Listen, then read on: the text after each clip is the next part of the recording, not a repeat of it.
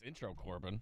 This is very nice. This gives me like, if I was born in 1950, I feel like this is how I would wake up every day and do it. It is a Thursday morning. It is Marc Dykton. It is the Fan Morning Show. Marc Dykton, Brendan King sitting across from me today. Kevin Bowen enjoying multiple rum runners down in Florida. Kevin Bowen, by the way, we talked about it before we got on the air, picked a hell of a week to get out of Dodge. I don't know about you. This commute this morning sucked. And I hope everyone out there that's listening right now, you are safe. Please give yourself plenty of time. Brush the car off. Make sure those headlights are, visible and everything like that. Get the snow luggage off the top of the car, because sometimes people don't brush off their car and then you're driving behind them and a big fluff of snow goes right in your face. I would like to get rid of, make sure you wipe that car off. But yeah, not a fun commute today. I live in Brownsburg. You're by the Butler campus. Literally on the campus. Corbin, like a maniac, drives from where is it at? Where are you coming from? Something insane? Whiteland, Indiana. Whiteland, my God. But he said that they had their smack together in Whiteland, so everything was cool. Oh, yeah. So apparently, right? Good old boys with plows. The drive-in today, I get to play my favorite game this time of year on the drive-in and the commute, and that game is, am I in a lane? Because the residential streets were not plowed, and so everyone's just playing the guessing game of, I think there's a lane here. I'm pretty sure I'm in a lane here. Oh, am I hitting the curb? I should probably move over. Am I hitting the median? I should probably move over. That's always a fun game to play in central Indiana. And it's always fun when the snow starts to melt and then you see the tire marks in the snow to figure out if people were actually in a lane. You're like, oh, no, they weren't at all, actually. They were in the middle of two. No. Yeah, so that was interesting. Again, stay safe out there. Give yourself plenty of time because, yeah, it snowed. I guess I knew it was supposed to snow yesterday. I didn't know it was supposed to give us the amount of snow that we got. I feel like I brushed my car 4 different times yesterday until this morning. And I was like, oh, okay, we got more than I thought we were going to get. It's funny. It's happened twice now where on Monday and Tuesday, I drove up to my parents' house because my parents live down in Florida, so every once in a while they need somebody to go check in, do a quick run-through, make sure everything's cool. This has happened twice where I've gone home and there was no snow in the Chicago suburbs, and there was snow down here. Usually it's the complete opposite and the inverse, but no, today was absolutely disgusting. So if you're driving out there right now, please go under the speed limit because there were a lot of people going over the speed limit and it wasn't fun coming into work today. I saw a couple accidents, not in my I took 74, 465, that 70. Sounds terrifying. Yeah, to get downtown. Saw a couple accidents there. 465 north was very backed up from a couple accidents, so I wasn't in that way. I was going southbound. But yeah, be careful out there. Again, give yourself plenty of time. Make sure the kids get off to school safe and sound and everything like that. But take it easy. Give yourself plenty of time. Don't be in a rush because it is not one of those mornings you want to be, in a rush at any point. Not at all. But I was going to say, I'm glad to be. This is our first time ever hosting a show together. Yeah. Who let the two Chicago guys on the air together? I don't know. I didn't want to be presumptuous because I was like, I don't think we've done this before. But if we did, I totally spaced on it, and I didn't want to offend you in case we had. And you're like, wow, you just blocked that from my memory. But no, yeah. This is the maiden voyage of Marc Dykton, Brendan King. I love it. And Corbin on the air. So there you go. So anyway, we had a kind of a quiet night as far as sports are concerned on the calendar. But that changes tonight because we've got the Pacers back in action from the All-Star break. They take on the Memphis Grizzlies. We'll get into plenty of Pacers talk today. We've got Scott Agnes, of course, joining us at 8:30 as he usually does. The big one, though, the Four Nations tonight. USA-Canada final. I can't wait. I'm excited. I don't know if I've been this excited for a hockey game in God knows how long, but the way they had Saturday go, and now we're heading into the final with U.S.-Canada, 8 o'clock ESPN, I'll be locked in. Locked in is an understatement. And the fact that this one is in Boston, and for those that don't know out there, I mean, this is my sport. This is my bread and butter. I work in baseball, broadcasting in the Cubs organization up in South Bend, but hockey is the sport I played. It's the sport I love, and I bothered you guys plenty last summer with the Florida Panthers stuff, but man, this is going to be a lot of fun tonight, and I really do hope, Mark, that everybody on both teams is healthy. It would be a severe disappointment if it wasn't truly best on best. Canada gets Cale Makar back. He's the star defenseman for the Colorado Avalanche. Unfortunately, the United States won't have the services of Quinn Hughes, also a star D-man for the Vancouver Canucks. He is not active, but it sounds like the Tkachuk brothers will play. That's the big one because they're the guys that started the fights in the first 9 seconds the last time these two teams matched up. So I would imagine we're going to get some boos for the Canadian anthem for a little revenge from last week, but, I mean, it should be a buzzsaw tonight. Yeah, I don't think we're going to get 3 fights in 9 seconds again, but I could totally see Canada trying to like set the tone at some point early in the game and we get something going. So I can't wait. That should be fun. We'll get into a little more, Four Nations tonight. I think they've done it right, quite honestly, with the NHL. I don't know if you saw the ratings for it. Mm-hmm. I mean, the NBA might want to take some notes on their All-Star weekend because what the NHL did with the Four Nations tonight, I think we get that 2 years from now again. But they've done it right. They did a great job doing that. Maybe they get a rest of the world team at some point, the next iteration of it. But, yeah, the NBA ratings for the All-Star game, not good. The Four Nations, though, doing it right. So U.S. versus the world and kind of that version of hockey or that sport, that seems to work well. I mean, it's a ratings, I don't know what the word I'm trying to think of, but it's obviously a ratings boom for the hockey team, which is, been a bit of a struggle and everything like that. The NBA, though, I don't know what they're doing. You got LeBron calling off 2 hours before the game and everything like that. I'm like, and for that version of basketball, I'm like, really, LeBron? You couldn't suit up for that? That game wasn't taxing on your body, I wouldn't think. It's hard to believe that LeBron James didn't know before 2 hours from the All-Star game that he wasn't playing. He knew a week in advance, maybe a month, maybe 2 months. Maybe he knew from the start of the year he wasn't going to play in the All-Star game. I find it amazing, though, that, and I'll be the first to admit, if you're talking the four major sports, hockey's at the bottom of the list, bottom of the totem pole, right? But I find it amazing that it's the bottom of the totem pole that is forcing, some would argue, the top's hand in this scenario because it's getting to a point, Mark, with the NBA All-Star stuff.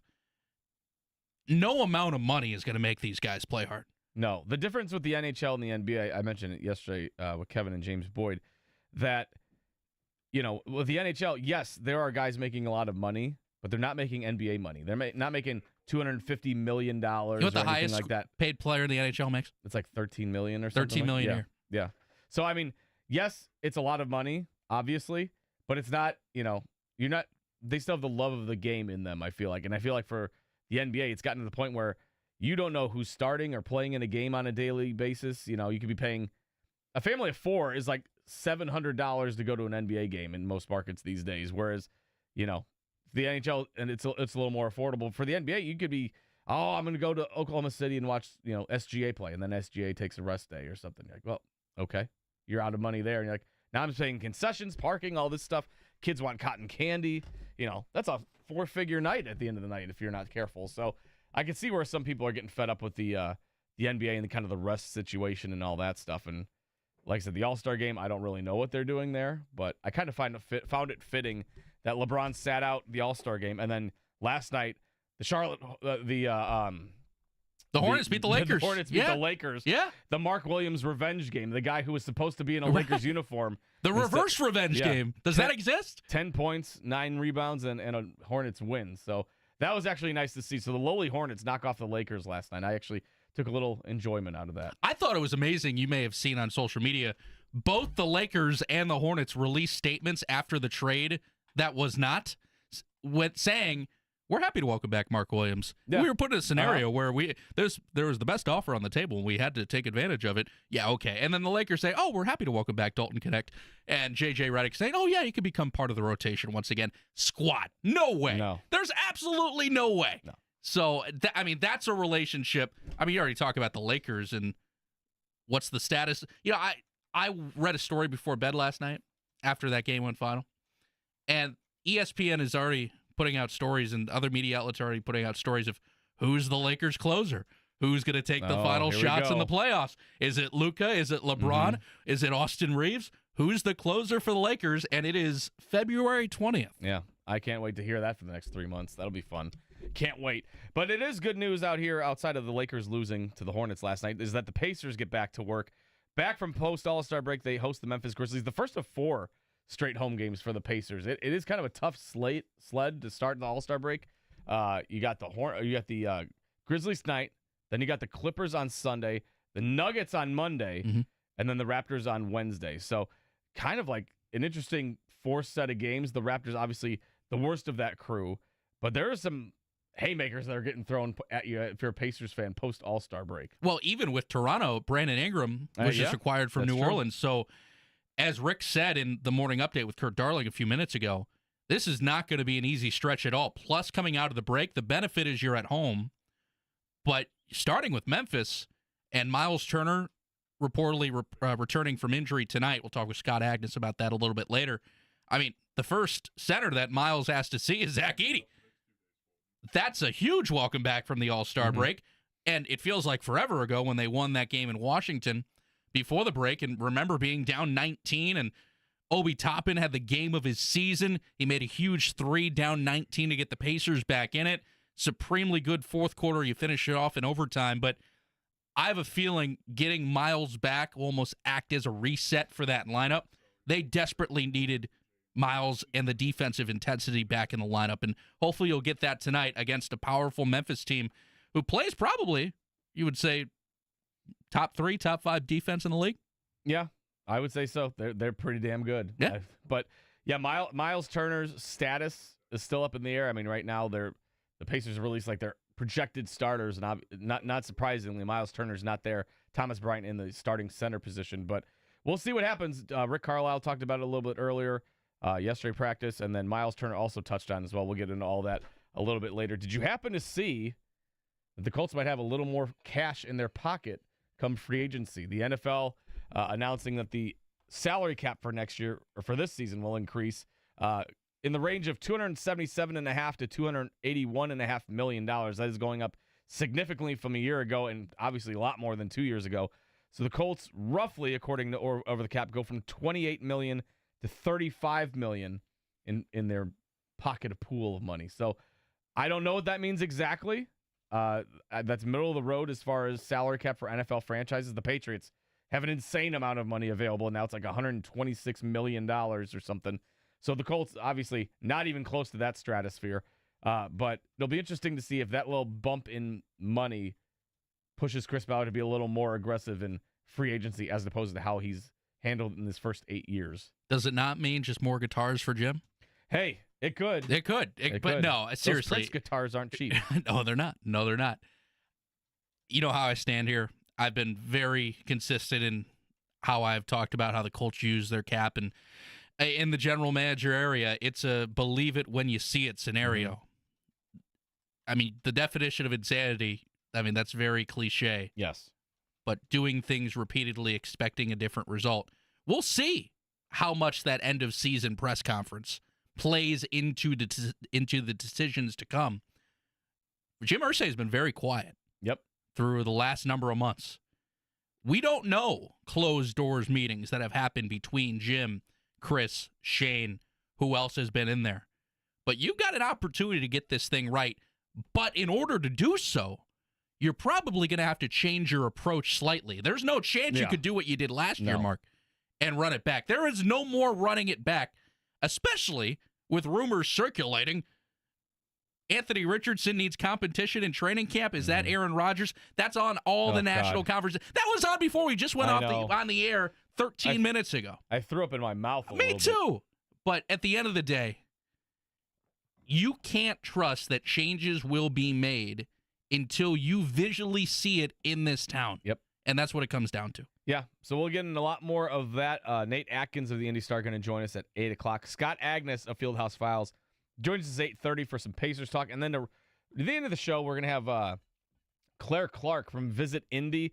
They help organize the NFL Scouting Combine year in and year out. So we're going to touch base with her around 9:30, kind of get in, because a week from now, we're going to be at the Combine. The Combine will be in full swing at the Convention Center just down the road.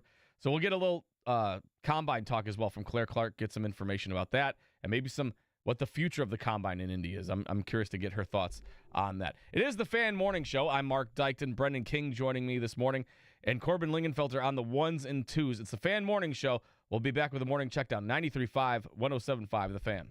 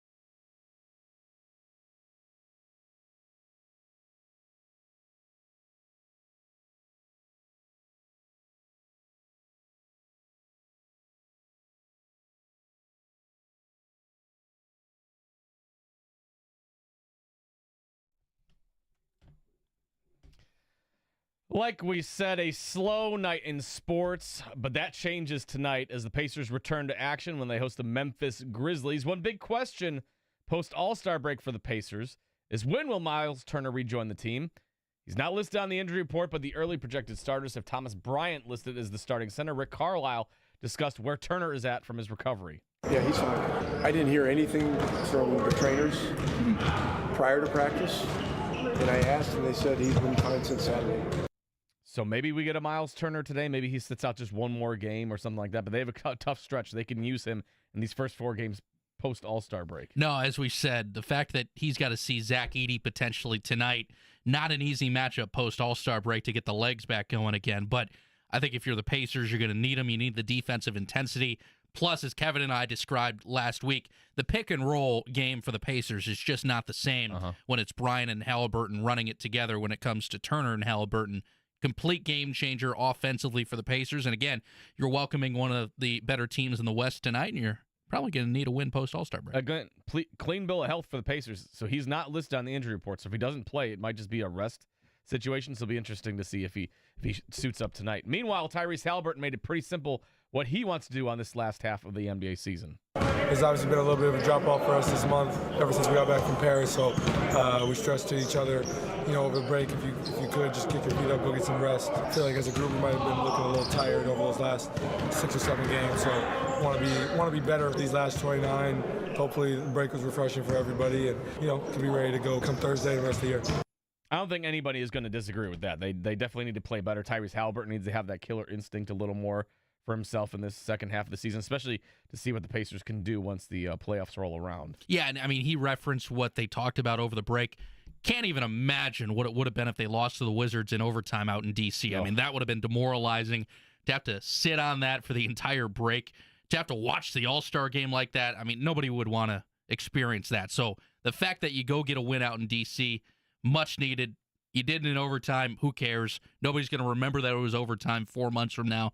Get the win, get some rest, come out ready to play tonight. Pacers Grizzlies tips off at 7. Pre-game coverage starting right here on The Fan, starting at 6:30. All right, the other big game of the night outside of Pacers Grizzlies is the 4-Nation Face-Off Championship, Canada against the United States. That is in TD Garden in Boston at 8 o'clock on ESPN. Brendan is decked out in his USA gear. What jersey is that, by the way? This is actually from college. It's one of my old fraternity shirts. We did makeshift USA hockey jerseys. So this is one of the few things I saved from college. Glad I did. Fire up the Team of America soundtrack, because I feel like we might need that tonight. Caw! America. That's a baldy. Yeah. So that takes off. I cannot wait. 8 o'clock. That should be fun. Cannot wait for that one there. And then outside of that, the only other notable news that I have is just the NBA or the NFL announced that the salary cap will increase a bit. So we'll get a little more into that as well with Nate Atkins. But it sounds like the Colts and other teams will have a little more shekels in their pocket when it comes free agency time. Well, and if you don't spend, I could just imagine what the outcry would be from this fan base. I mean, you saw to end the season there what that crowd was. And I get it. It was in the middle of a snowstorm. But the fact that crowd was as small as it was, people made their opinions known. Yeah. You got to go out and spend. You got to go out and be aggressive, because if you don't and you stay with the route you've been on, that's not going to go over well. Yeah, it's a middle of the road. It's been middle of the road spending, and it's been a middle of the road results. So we'll see what happens there. Just a quick note on the college hoops. It's a relatively quiet night, but SMU did beat Notre Dame, blew the doors off. So I'm sure Kevin was just drinking himself stupid because he wanted to get that game out of his mind. SMU trounced Notre Dame 97-73. IU Indy over Detroit Mercy 80-71. Evansville over Indiana State 79-74. There's a big one on Sunday. IU and Purdue. Who is it bigger for on Sunday? We'll get into that a little bit later. Plus, we'll talk some Colts, Pacers, a whole lot more. It's a busy fan morning show on this Thursday morning. Marc Dykton, Brendan King, Corbin Lingenfelter, 93.5, 107.5 The Fan.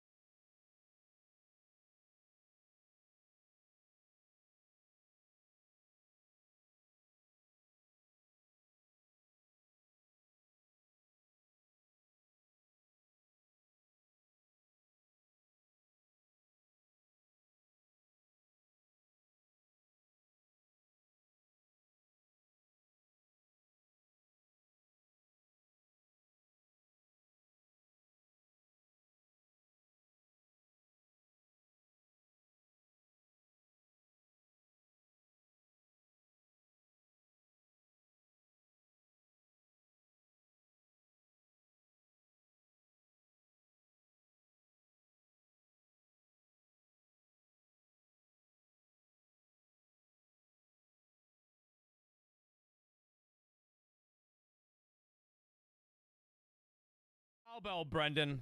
More cowbell. Did you watch the SNL 50? Of course, yeah. Beginning to end, I like SNL. I loved it. I thought it was great.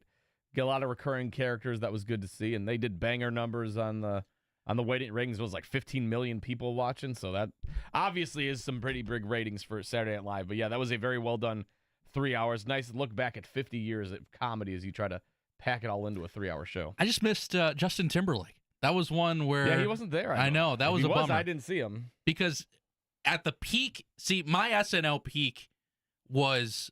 When I was in high school, was Andy Samberg, Jason Sudeikis, Fred Armisen, that crew. My peak was when Samberg was doing skits with JT. Mm-hmm. And most of them you can't reference on the radio. No. But, they were so good. Corbin would have to dump it, though. Blank in a box, that was always good. Yes. When JT was a tooth, that was good.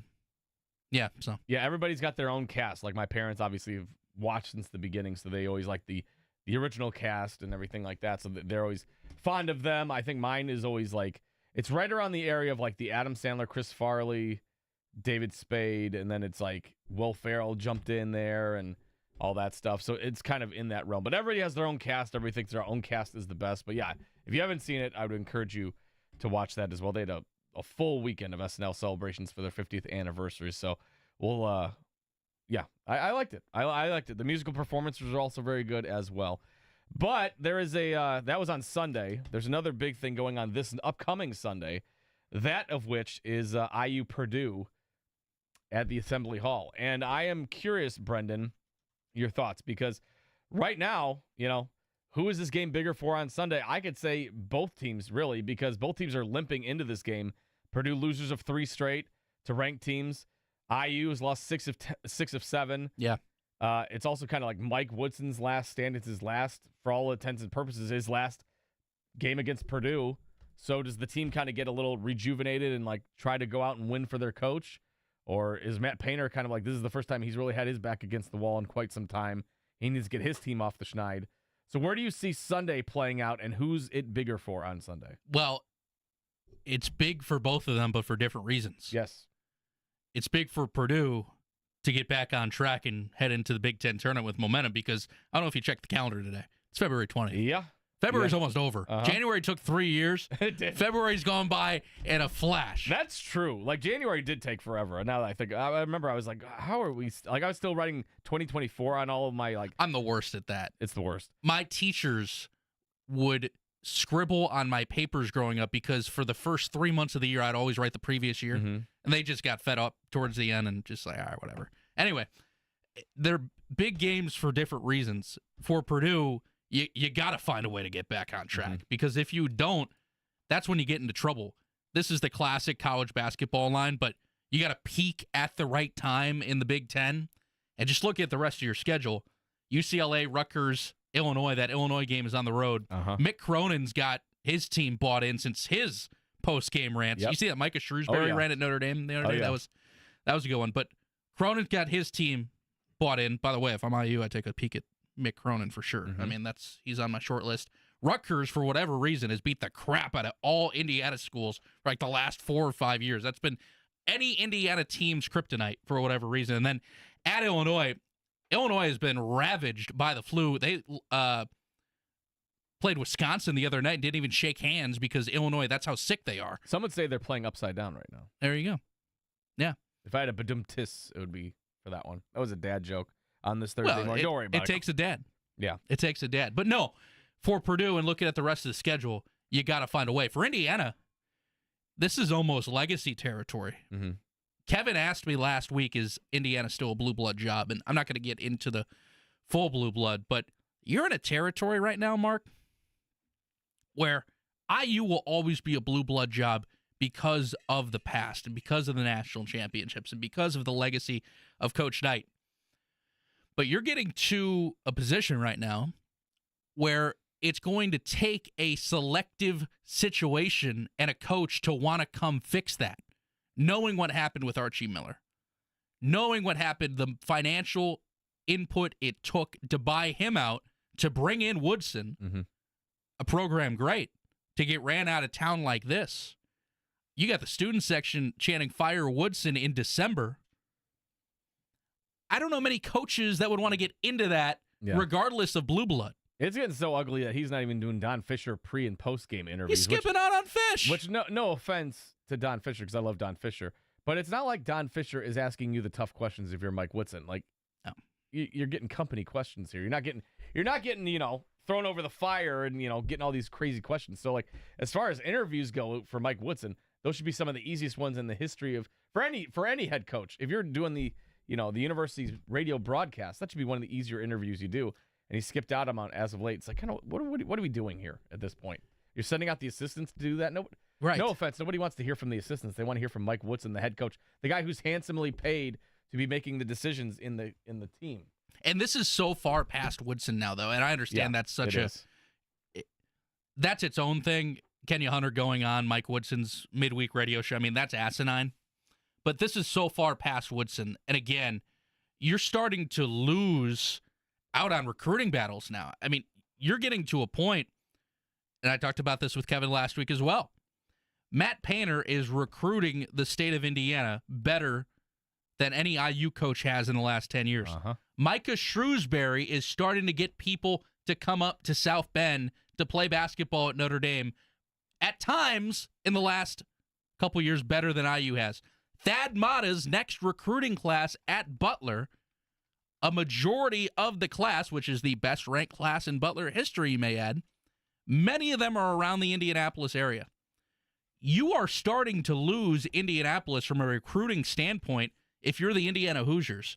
And that's a dangerous game. Dangerous game, because the second that you start to lose on that, that's when you're going to have even more of a difficult time picking up the 5 stars and the 4 stars around the country, even in the transfer portal. Yeah, you get out of sight, out of mind very quickly. No question. So you're in a dangerous game right now. As this continues to slide, and I understand they're going to let Woodson finish it, which is probably the right move. But as this slides, it's not Mike Woodson's problem about recruiting this thing anymore. Nope. He knows he's done. Yeah, he's going to wash his hands and somebody else's problem now. Yep. It's Mick Cronin's problem. It's Brad Underwood's problem. It's name a coach out there, right? Yeah, he's not too worried about it. It's somebody else's problem, whoever takes this job. It's not going to be Brad Stevens' problem either. That's already gone. Yeah. That's already gone. That was pie in the sky to begin with. Yeah, so you got to figure it out.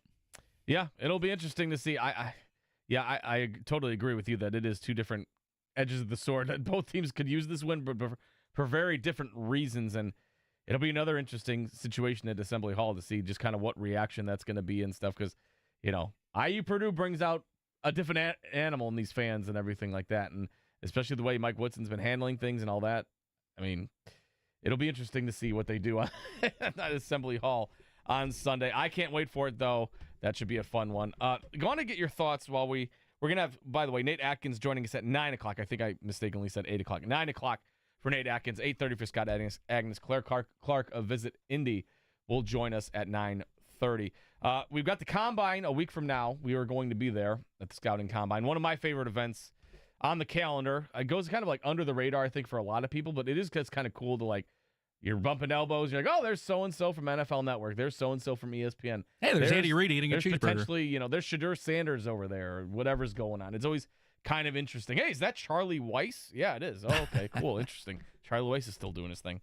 Interesting stuff out there, but we got some news yesterday that the NFL salary cap going up across the league, still kind of finding like the rough estimate as far as what it's going to be. It sounds like it's going to be in the range of $277.5 million to $281.5 million. And then according to Over the Cap, which is a website I would highly recommend when it comes to figuring out these salary caps for teams, sounds like the Colts will go from about $28 million to $35 million as far as salary cap availability. My thoughts are, Chris Ballard has talked a big game as far as wanting to change his philosophy when it comes to free agency. He's said that he's made mistakes and he hasn't, fully gone in on free agency. Obviously, many fans know that from his first 8 years as GM. But will this bump in salary cap actually add any more influx for him to make changes, to be aggressive? Because, as I mentioned to Kevin and James, there's been plenty of times where day one rolls around in free agency, and you can pretty much, if you're a Colts fan, you can just snooze notifications. you're not going to miss anything. I think the most notable one last couple of years was the Matt Gay signing. That was at like midnight on day 2 or something. So highest paid kicker in the league. Yeah. So they have never really gone out and been one of like the teams on the forefront of free agency, especially when those big like A+ talents are out there. They've kind of sat back and kind of let the free agency come to them, and they're settling for what is basically a scrap heap. You're settling for day 2, day 3 guys that are, middle of the road contractually and financially. So they haven't really gone out and got some true difference makers when it comes to free agency. Do you have any thoughts that that's going to change in 2025? It's a great question. And as I told you earlier this hour, I'll believe it when I see it. I need to see the ink on the paper in order to believe that's going to happen. The Colts Twitter account, we have officially signed so-and-so. Yes. Then you get the picture with the pen. Or Jim Irsay leaking it before the Colts Twitter does, which is a classic, which I love. But I'm afraid, Mark, and we talked a little off the air about this, I'm afraid that this cap thing means that the millions of dollars, they're going to go back to paying the veteran quarterback. Knowing that Chris Ballard, he said it himself in his end-of-season press conference, Anthony Richardson needs competition. And he referenced that all positions need competition, which is also true. But the individual that was mentioned was Anthony Richardson needs competition. And we're not talking Gardner Minshew competition here. We're not talking a Joe Flacco competition here.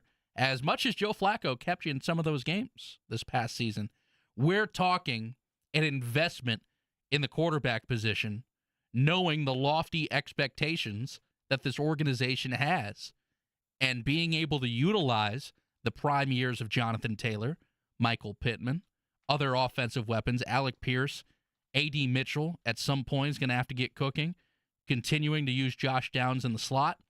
I'm afraid that this boils down to Aaron Rodgers. I'm afraid that this boils down to Aaron Rodgers at the end of the day. I will leave right now. I will leave this studio. I don't know, other than Russell Wilson. I'm just thinking of older quarterbacks off the top of my head that would change destinations. I would imagine Russell Wilson, his most logical spot is Sin City, going to Las Vegas to reunite with Pete Carroll. That means you're getting down to it. So you're not, like, Justin Fields is a guy I feel like fans have kind of clamored for. My only thought is, while I like Justin Fields, he is probably going to be the most expensive backup quarterback that is going to be on the market, because I think whoever's paying him may not necessarily think of him as a backup. They'll think he's competing for a starting job, and he's knowing that if he's the cream of the crop of the free agency group, he's probably going to get paid pretty handsomely. So if you're the Colts, is Justin Fields someone you can digest probably paying a pretty penny for, and then you're going to have him potentially being a QB2. So you might put a lot of your resources of free agency money into the backup quarterback position. Is that something you want, or would you rather get some more impactful moves at different positions? Well, that's my only thing with Justin Fields, is while I like him, I also don't think he's going to come very cheap, and that could hinder the Colts from wanting to make a move of that caliber, which does mean you're looking at a Russell Wilson or gulp Aaron Rodgers, which I wouldn't want Aaron Rodgers with a 40-foot pole, because I would just think, first of all, he's older. He looks like his skills are falling off, and you don't want the headache. Like, it's exactly what the Colts were looking for from 2020 to 2024. Aaron Rodgers is not signing with the team, and he's going to accept a backup role. That's not going to happen. So I feel like if you're signing Aaron Rodgers and you're the Colts, first of all, I would scratch my head at that decision to begin with. But second of all, it's like, well, then they just pulled the plug on Anthony Richardson, because there's no way that you are going to training camp and you're starting the season and Anthony Richardson is QB1 and Aaron Rodgers is QB2. This is not going to happen. Aaron Rodgers has too big of an ego to take a backup role, even at his diminishing returns as a quarterback. He's not going to sign with the team and be like, oh, well, you can compete for the starting job. No, he wants a guaranteed starting position, and I would say that is not what the Colts. The Colts, for the last year, this next season, need to figure out what truly is Anthony Richardson. Is he a franchise quarterback, or is he just a guy that you spent the 4th overall pick on and that you need to move off from before his financials start kicking in? So I would not touch Aaron Rodgers at all if I'm the Colts. That's just not me. That's not me just being an Aaron Rodgers hater, which I am, proudly, in fact. But I also just don't think that that's the right move that the Colts need to make. I know it's kind of like Jim Irsay kind of saying that he's trusting Chris Ballard and Shane Steichen and Anthony Richardson to basically all figure it out on the season that they're all on the hot seat, basically. I don't know why. Like that's adding an extra like stick of dynamite to a fire if you bring Aaron Rodgers into this Colts situation. That's my opinion. Yeah. But I would not touch him at all. So a few thoughts here. I think we are both in agreement that the Bears completely failed Justin Fields. Yes. Agree? Uh-huh. Yeah. I hate the fact that the year the Bears invested in their weapons, in their offensive line, in their support for their quarterback, it was when they dumped Justin Fields to go get Caleb Williams, who, by the way, is already going to be on his third offensive coordinator when this next season starts, by the way. That's a story for another day. Justin Fields goes to Pittsburgh and, plays pretty well in his time before Russell Wilson took the starting reins. My problem with bringing Justin Fields in, as much as I am a Justin guy and was a Justin guy following the Bears, I think you bring him in, it's like somebody collecting sports cards and getting a duplicate. Yeah. To me, it's the same player. I got two Bulbasaurs. Exactly, with also similar injury concerns because, look, if you're not going to be able to protect Anthony Richardson, the Colts offensive line would not be able to protect Justin Fields. It's 1A and 1B when it comes to that storyline because Justin Fields is going to be as aggressive as AR when it comes to running the football. He's going to be as aggressive when it comes to scrambling. What he probably can do better is locate his receivers on a more consistent basis, but I guess that's why you're still bringing back Anthony Richardson because you're trying to see if he can improve throwing the football and becoming that dual threat like a Josh Allen. That's a name that's been tossed around for years when it comes to the path that Richardson can put himself on. But if you bring in Fields, the passing game's going to improve, but he's going to get injured just as much as Anthony would. And the problem is, another thing, which you said, if you're still trying to figure out what Anthony Richardson is in year 3 at the helm, and I understand year 1, he was out for more than half the year, he's going to continue missing games. I don't see a world, Mark, where suddenly he just becomes this sprouting, healthy quarterback, unless this full offseason, which, to his credit, he has not had a full offseason yet to recover and to prepare his body. So maybe he comes out in August and looks different, and if he does, I'll be glad to admit that I did not think that would be the case. But just looking at the track record and the injury concerns, I don't see a way this guy plays more than 10 games a year in any starting role he may ever have. Yeah, I like Justin Fields. Again, I just think that he's going to cost too much to bring in. And while, yes, I think he could give Anthony Richardson a run for his money as far as the starting job is concerned, maybe supplant Anthony Richardson, I feel like the Colts aren't going to go that route. As much as I would like to see it, I feel like they're going to say, well, if we have a guy who's kind of got Anthony Richardson's skill sets in Anthony Richardson, then why are we paying two guys to basically do the same thing? Exactly. Like, I would see them more bringing in like a Taylor Heineke or something like that. I know. A veteran guy who can You're scaring me. A veteran guy who can start if needed, but a guy who's also not going to break the bank because they're not going to get a Sam Darnold. And Justin Fields, I'm assuming, is going to be the top backup paid. And if he, and he's going to be competing for a starting job somewhere. I just feel like the Colts have invested so much in Anthony Richardson that they want like substantial answers one way or the other, good or bad, about what he actually is. I agree. If you're entering year 3 and you still don't know, you probably know. Like, doesn't that kind of tell you things that if you aren't sure, the massive strides that Anthony Richardson needs to take in year 3 to make me change my opinion of what I think he can be as a quarterback, I mean, I don't know if he can reach those strides, quite honestly. I think the bar might be set a little too high, but does that mean that you're bringing in a guy like Justin Fields? Again, I'd like to see it. I think it'll cost too much, and I don't think the Colts are going to do that. They'll probably go a safer veteran route, unfortunately. And here's the issue if you do that. If you go safer veteran route, we started this segment by saying, will the Colts spend more in free agency? Will the Colts go after a big name?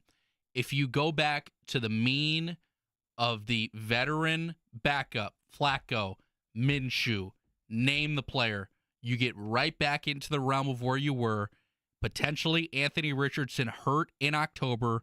You become an 8-8 football team because that veteran backup, like a Flacco, like a Minshew, like a potential Heineke, is good enough to get you to NFL purgatory. I saw an Instagram post a couple weeks ago, Mark. It was before the Super Bowl. The post was the loser playoff bracket of the National Football League. Now, the Colts didn't make the playoffs this year. And in the loser bracket, they didn't make that either because they were so average. They were so median. They were so average, they didn't even make the loser bracket. That's where quite the a feat. veteran backup gets you. Yeah. Well, I'm curious, like, okay, let's just say they don't get Justin Fields. What guy, is there any guy on this list that would, like, interest you enough to where you're like, throw money at that guy? Let me throw a couple names at you. Zach Wilson, any interest? Absolutely not. No, me either. Trey Lance, I haven't seen Absolutely enough. I not. would say no. Jacoby Brissett, been there, done that. Taylor Heineke, I don't have the guttural reaction that you did to Taylor Heineke. I kind of like him. I know he's a little older and stuff, but I think he can get the job done if put into spot starts and everything like that. Marcus Mariota, anything for you there? No, that's a Jacoby Brissett situation waiting to happen. Well, and then this will test our friendship right here. Okay. Your answer to this. Jameis Winston. Listen. I'm not loving the awkward pause. Listen. Among anybody on that group, he can win you a football game. Yep. And he's a hell of a quote. And And for guys in radio, it's my favorite listen ever. Yeah. I tell you, he's gonna make you an 8-8 football team. He's gonna make you an 8-8 football team. There's times where you might have 5 touchdowns and 5 interceptions. Hell yeah. And you're like, what the hell just happened? I could say you're gonna have fun along the way. He at least can get the ball downfield. Yes, he can. Among that group, he's the only guy. Yeah. I mean, other guys I'm looking at here, Mac Jones, Carson Wentz, Jimmy Garoppolo. Carson Wentz 2.0. Mason Rudolph. We had so much fun the first time. Joe Flacco, he ain't coming back. Jared Stidham, like, no. If you're not going to break the bank for Justin Fields, then get Jameis Winston. Make it worth my while here. Jameis Winston or bust. Put it on a T-shirt. I agree, but that list right there is why this screams Rodgers. No. It just screams. But I don't also, know. Aaron Rodgers is still trying to complete his Brett Favre career challenge. Yeah. I mean, 1 year on the Jets and then the Vikings and then bye-bye. But that list just screams it. Because if you're serious about revitalizing this quarterback position and you want to spend the money, which we don't know. We don't know what those closed-door meetings are like at the complex. And we'll never know. That's not going to leak. But just based on that list, if you're serious about changing and you need somebody to get the ball downfield, as much as a famous Jameis would be fun, there's one guy. There's one guy. I would do a hard pass on that. It'll be interesting to see what they do, though. I mean, plenty of conjecture to go. Who do you want to be the Colts' backup quarterback? 317-239-1070 if you want to weigh in there. Do you want Aaron Rodgers? Do you want Jameis Winston? Do you want somebody that we're not talking about? Let us know there. We've got a lot more coming up. Pacers talk. We've got Nate Atkins talk more Colts. Scott Agnes as well. Combine talk with and a little bit later in the show, and a pop quiz as well. It's the Fan Morning Show. Marc Dykton, Brendan King, Corbin Lingenfelter, 93.5, 107.5 The Fan.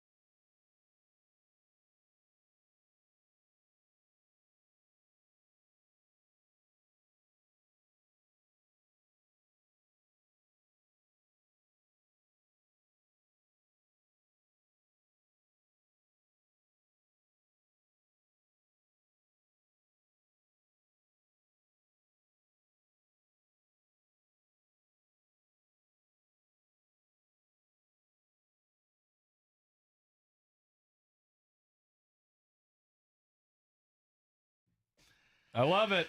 I love it, Corbin. USA, baby, come on. USA, USA, USA. Start practicing your boo. Yeah. Oh, Canada, boo.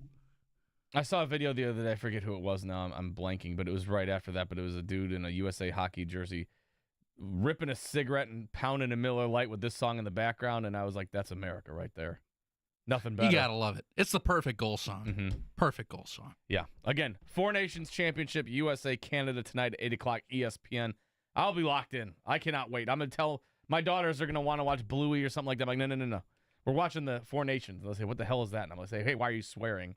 And I'll say, actually, we need to watch some hockey tonight. So we'll see what happens. I'm sure Bluey will be on TV too or something. But I'm going to try to get them invested in some hockey tonight. There's no fisticuffs with Bluey. No. There's no dropping the gloves. No. Bingo's not throwing hands on the playground anytime soon.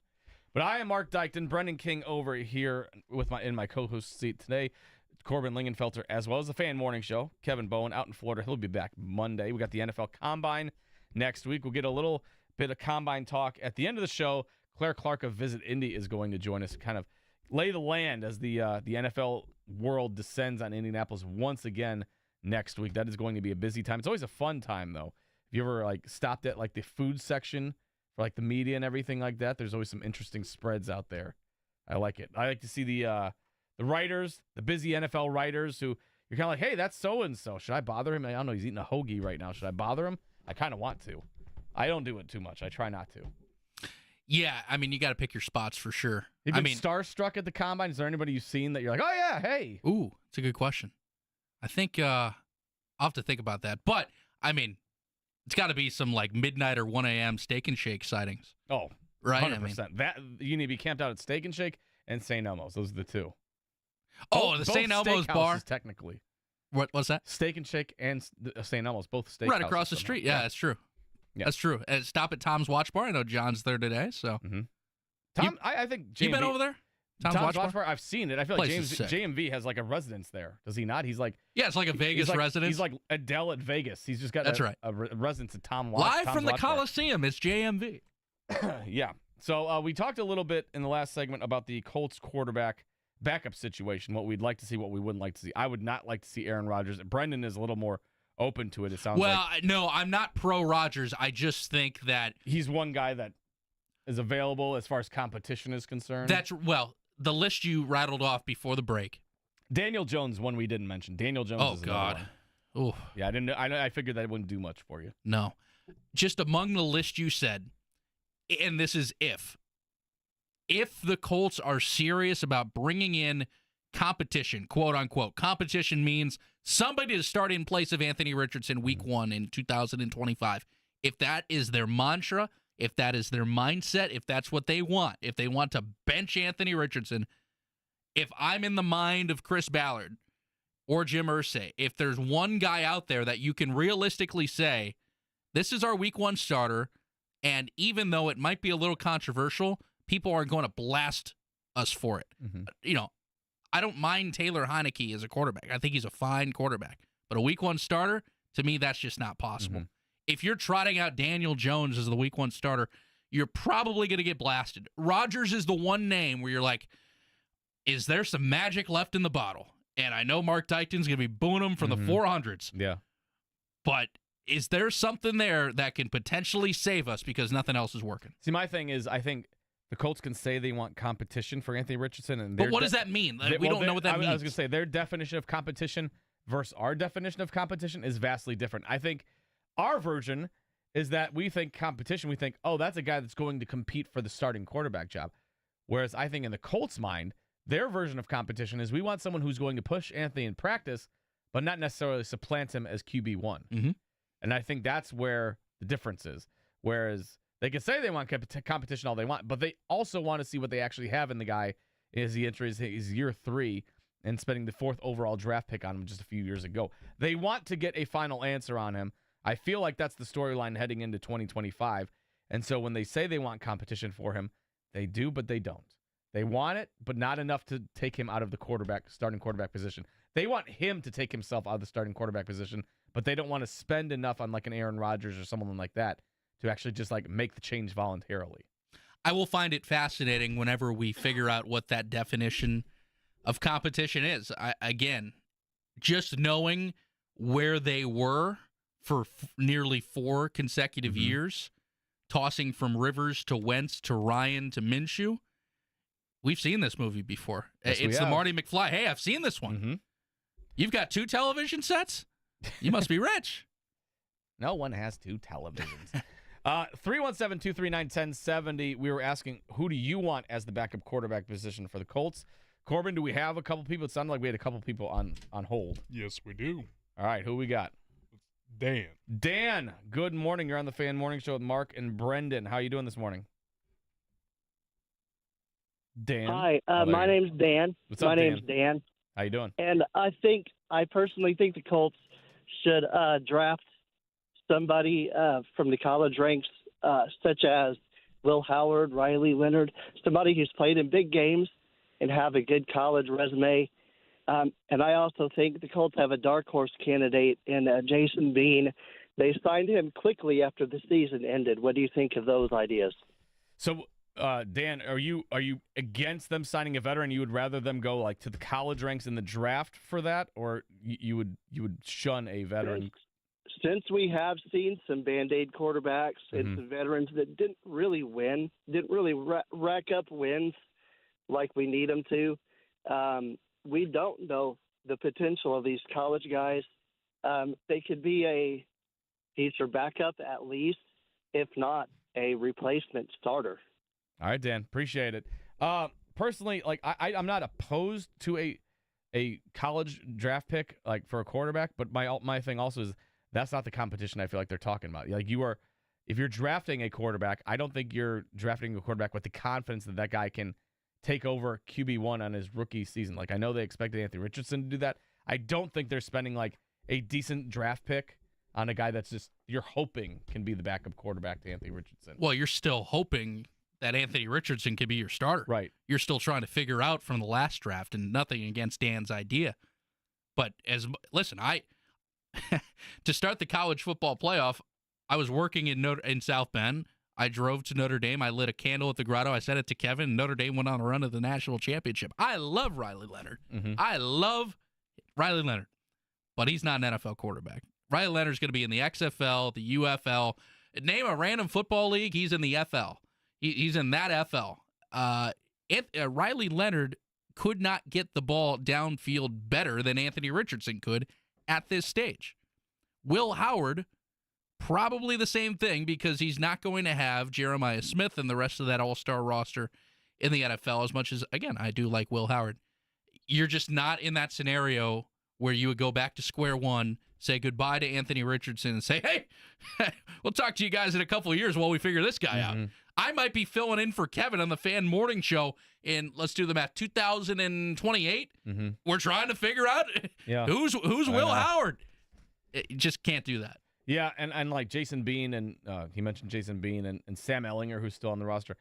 Those guys are fine backups. They're not starting quarterback in my mind. And again, if you're going to say you want competition for Anthony Richardson, I don't think that entails just drafting a guy. Like you could draft a guy and also sign a veteran, and the veteran guy would be more competition than the guy you're developing in the draft. So while I don't mind them drafting a quarterback, I also feel like there's a ton of needs elsewhere, whereas, they can easily just go out, spend some money on a backup quarterback at a veteran level, and just go from there. And then kind of, see what they have in Anthony Richardson and then go from there in 2026. Thoughts about free agency as well, Brendan? We haven't really talked about this.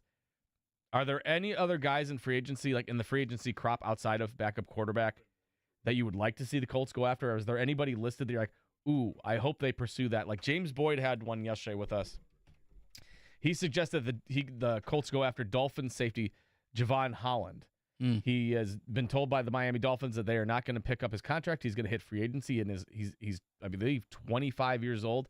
So he's going to cost you quite a pretty penny, but he is at a position of need that the Colts could definitely upgrade at safety.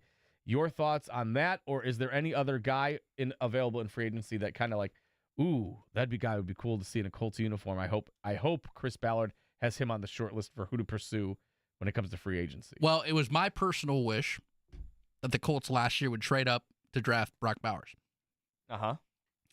The Colts need to take their tight end room, walk it out back, end it, and reset. Yeah. You need to draft the best tight end possible. Is that the Penn State kid? I hope so. And I would... Tyler Warren. Is that Tyler Warren? Thank you. And you need to go sign a Zach Ertz, a Mike Gesicki to have somebody to mentor him. Mm-hmm. You need to blow up the tight end room and let it go. Mo Alley Cox, long tenured Colt. Thanks a lot. Time to go. Kylan Granson has been a Colt since 2021. Really no marquee moments. You're in a position with that tight end room where if Anthony Richardson is going to be the guy, that's a position that must be upgraded because there were nonstop instances where Jake, John, myself, others were sitting in the press box. Mm-hmm. When a play went by the wayside, you're like, wow, if there's a viable tight end option, that's a different looking play. So ideally, you draft Warren, you go sign a Zach Ertz, you go sign a Mike Gesicki, put them in a room together for the entirety of training camp, let Warren be a sponge, and then you use the veteran, possibly Gesicki, for blocking, and you let Warren go eat, because that could be a great combo. I've never been in the Colts facility on West 56th, but when I do drive by it to go home, I always wonder, like, what does that tight end room look like? What does the tight end room physically look like in the Colts facility? Because I have to imagine there's like just barbells everywhere. No, I assume there's like cobwebs and maybe like a Nintendo Switch or something. And like they're clearly not like game planning to like be involved in the passing game. So what are they doing really in there? I don't know. That has been the state of the Colts tight end room for quite a number of years now. Since Jack Doyle retired. Yeah, and I would like Tyler Warren for the Colts, but I've also seen a lot of mock drafts now that, you know, is he going to be there at 14? It sure looks like if he's going to be the premier offensive guy taken in the draft, that's not Shedeur Sanders or anybody like that, that he is going to go a lot higher than 14. I've seen some at 9, some at 7. That would involve trading up quite a bit if you're the Colts, if you really want this guy to go out and get him. So my thought is, I don't know if Chris Ballard has that in him too. He kind of lets the draft fall to him, and they figure it out as it goes. So would he be aggressive enough to move up? And you were probably paying a pretty penny when it comes to draft compensation to move up to get a Tyler Warren from 14, maybe as far up to 7 or 6 or something like that. So are you paying that kind of a ransom to move up? Or are you okay with letting him go? And again, you let the draft fall to you. But I ask you then, what are you doing at 14? Because if Tyler Warren's gone, are you staying at 14 and just drafting like one of the offensive tackles or guards that they're projecting him to take? Rusher. That would go over like a wet fart in church if you're a Colts fan. Oh, could you imagine if they took another pass rusher? On draft day, yeah. My head would explode. I mean, are you trading down at that point? Are you just taking the best player available regardless of position at that point? If Tyler Warren is not there for the Colts, what is the best case scenario that they do there? I would trade down. I would get the hell out of there. Yeah, agreed. I don't even know how to answer that question because that's got to be your mindset. You know what this screams right now? Have you ever seen one of those shows like where somebody goes into a failing restaurant? Mm-hmm. Or what's that show? Guy goes into Kitchen a bar. Nightmares or whatever. Right. Bar Rescue. Yeah, exactly. Bar Rescue. There you go. Bar Rescue. They go into a bar. They figure out it's failing. Everything's wrong. They change philosophy as the show goes on. You see the owners start to enlighten a little bit. It's, oh, I can change this. I'm seeing the light. Let me change. And then the person leaves and it's like, oh, this is going to be a successful bar.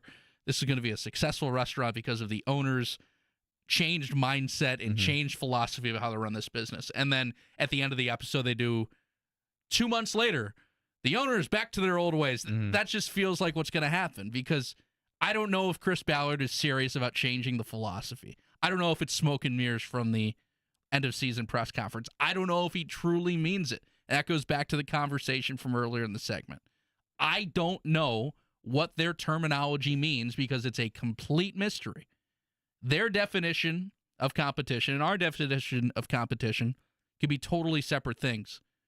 But I hope for the sake of the city, the fan base, and the team, this isn't a bar rescue, restaurant impossible where, okay, I'm going to change, and then the dust settles and nothing changes at all. I feel like you can look up like the Merriam-Webster definition of like competition and everything like that.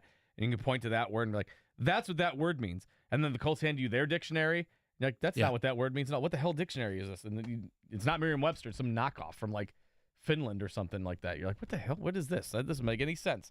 Yeah, I don't know exactly what they're going to do. Somebody texted me, I think it was a tweet maybe from a listener at one point, but they said Chris Ballard can say whatever he wants in the press conferences, and it's not going to make a bit of difference because even if he doesn't spend in free agency, it doesn't matter if the fan base is mad at him. What matters is the owner happy with the job that he's done? Is it satisfactory enough? And up to this point, entering year 9 now, even the job that has been less than, what most fans would say underachieved with no division titles and all that stuff, it's been good enough for Jim Irsay. So maybe it is true. Maybe it doesn't matter if Chris Ballard says he wants competition or he says he's going to change his philosophy. At the end of the day, he needs one man's approval, and that's Jim Irsay. And if Jim Irsay's happy with the job that he's doing, he could give a damn what the fan base says, what the fan base is clamoring for, what he's seeing on Twitter, what he's seeing on subtweets from the Colts Twitter pages and social medias and all that. He'd be like, okay, you guys aren't paying my salary. The guy who owns the team owns it. Is it? And he's giving me year 9, year 10. And I haven't done, no division titles. No big deal. It's fine. No big deal. The job security, again, is something, and that's a whole nother story in itself, but at least you're now in the area where maybe this means something. Maybe this means something that quarterback, GM, head coach are now on the same wave. You didn't get rid of anybody, and now it seems like, quote unquote, chips in. Chips are in with everybody. This is it. This is the last shot, potentially. Yeah, we think it is. It doesn't mean that it is. Well, we would assume. If next year goes the way the last 2 have, I've already been shocked multiple times by this organization. But if that happens again, I don't even want to think about it. But again, you're in a territory where you chose to bring them all back. They seem to all be on the same wavelength. The expectations are there. If they're not met, I don't see an area where 1 of 3 get axed, where 2 of 3 get axed. Right. What are we doing if the expectations aren't met next year, where you're splitting those up and you're starting on this bar graph of, oh, this guy's been here this long, this guy's been here 1 year, this guy's been here 2 years. You can't judge it all in the same. There seems like those bars are now even. No, it feels like, all 3 guys, Chris Ballard, Shane Steichen, Anthony Richardson, are all on the same timeline where, okay, we're bringing them all back again for one last hurrah. We'll see what they can do. If they achieve what we hope they can achieve, great. If they don't, we axe all 3 of them and we start anew. Because I haven't liked that other teams have done this where they've kind of like, they've mismanaged how they hire the coach, then they hire the GM, but then the GM is on a different timeline than a head coach, and then the quarterback is on a different timeline than the GM and the head coach. It's the Bears special, Mark. Yeah, I know. I've seen that. Again, I've seen this one before. I've seen it too many times. It makes me sick to my stomach. I hope the Colts don't do that. So lots of questions heading into 2025. Again, we'll hopefully get some answers from Shane Steichen and Chris Ballard next week. I think it's Tuesday evening is when they meet the media. So they'll get some questions from the likes of James Boyd and Kevin Bowen and Nate Atkins, who will join us at 9 o'clock as well. So we can kind of think about that. What answers will we actually get? Are we going to get some tea leaves as far as what they're thinking heading into free agency or in the draft? We'll see what's going on there. But coming up next, we're going to talk some Pacers as they return from the All-Star break. They take on the Memphis Grizzlies. We'll talk to Scott Agnes on the other side of this. But first, a morning check down.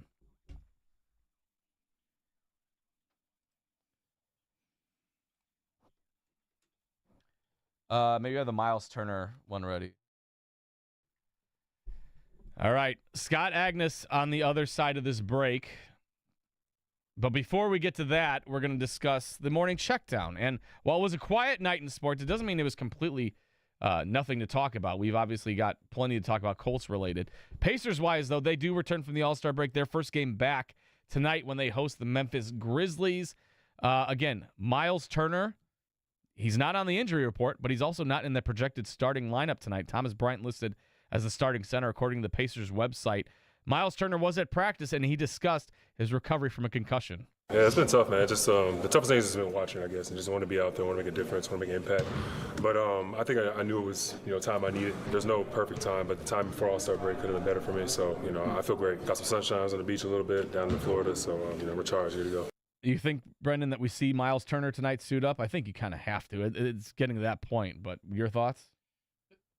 Based on what Rick said in the earlier morning checkdown, yeah, and then Scott Agnes tweeted last night that the Pacers injury report did not feature Miles Turner. So, by all accounts, knowing the next four, very important. What'd you say? Memphis, LA Clippers, Denver, Toronto. Correct, yes. And even the Raptors. Those are all four at home, but they are tough. Right, and even the Raptors bring in a Brandon Ingram. RJ Barrett's playing good ball.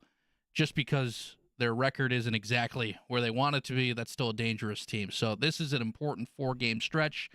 To me, Miles Turner, in a way, brings the offense together. I don't know if I'd be saying that a couple years ago for the Pacers, but just knowing what him and Halliburton can do with the pick and roll, he can pick and pop, he can shoot a three.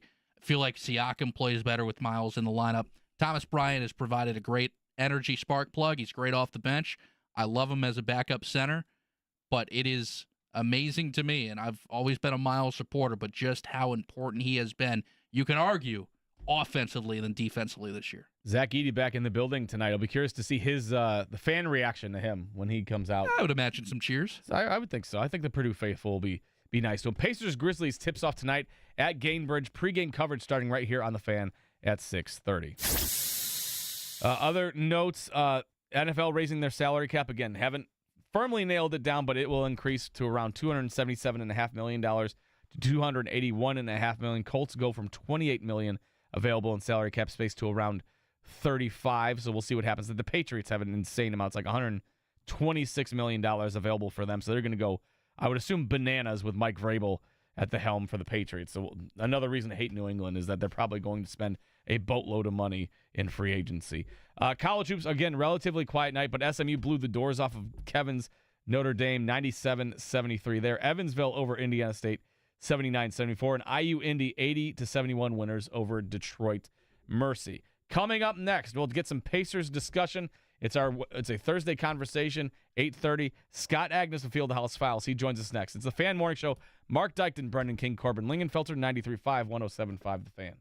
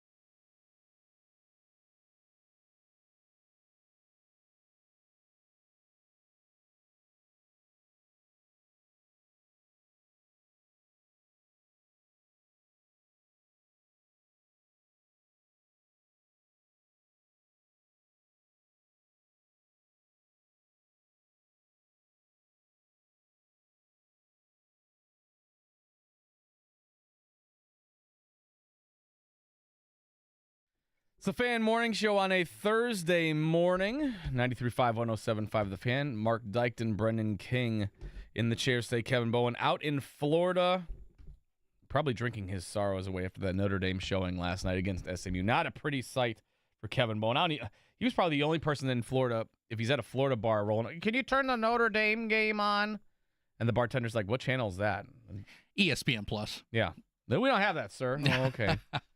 Yeah, he's the only one screaming for Micah Shrewsbury to get some coverage and everything like that down in Florida. So Kevin will be back on Monday. Marc Dykton, Brendan King in the chair right now. We're going to join our usual Thursday at 8:30 guest. He is Scott Agnes of Fieldhouse Files.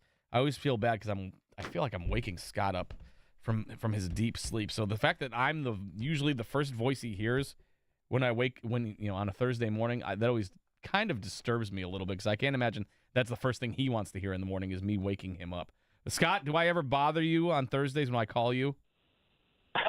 No, you're good, man. Okay. It's all good. All right. Well, I appreciate it. It is usually the first voice, though, yes. You've never told me to pound sand. Like, you never like, stop calling me. I'm like, okay. All right. So I'm in the good graces of Scott Agnes, which is a place I like to be.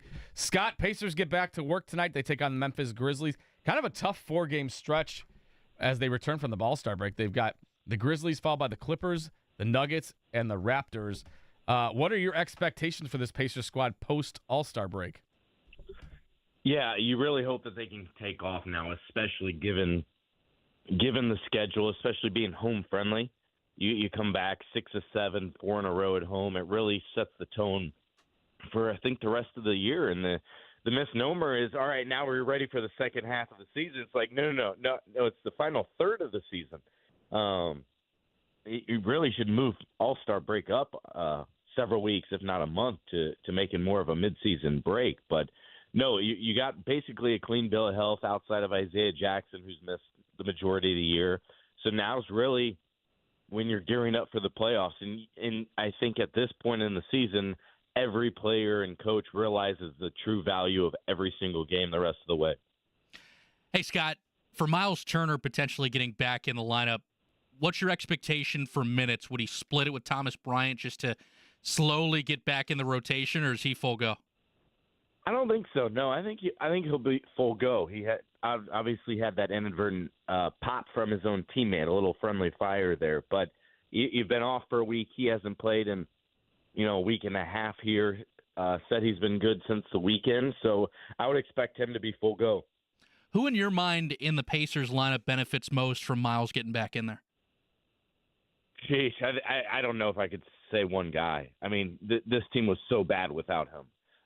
Just with transition defense, just with rim protection. I'm not sure I can single any one guy out just because of the one area that's been their strength in recent years where, a couple of years ago they had 6 centers. Right now they have 2. And so with him being out just one, they were in deep shape. But, if anything, it really allows for several players like Siakam or Toppin to get back and playing exclusively their own position rather than maybe stretching out and having to play some minutes at the 5. Scott Agnes of Fieldhouse Files joining us on the Payless Liquors hotline. It's a Fan Morning Show. Marc Dykton, Brendan King.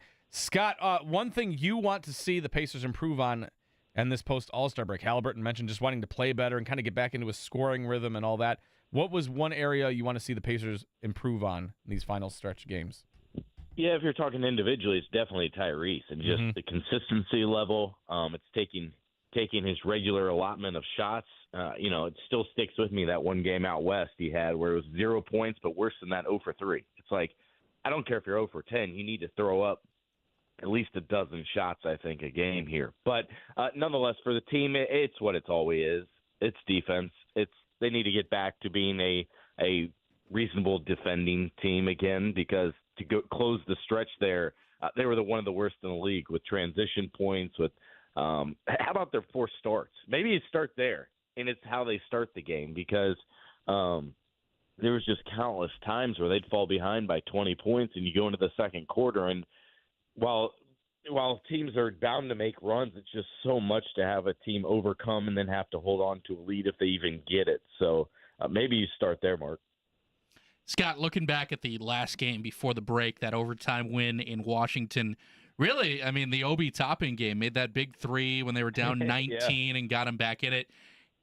Is that, I'm not saying he's going to play like that every night, but can we possibly expect for Toppin to turn a corner and maybe become a bigger part of the rotation getting towards the playoffs? I think he'll probably continue to kind of fit within his puzzle piece and play his role. The challenge in that one that worked so well for him was he had some energy. He had things going, shots were falling.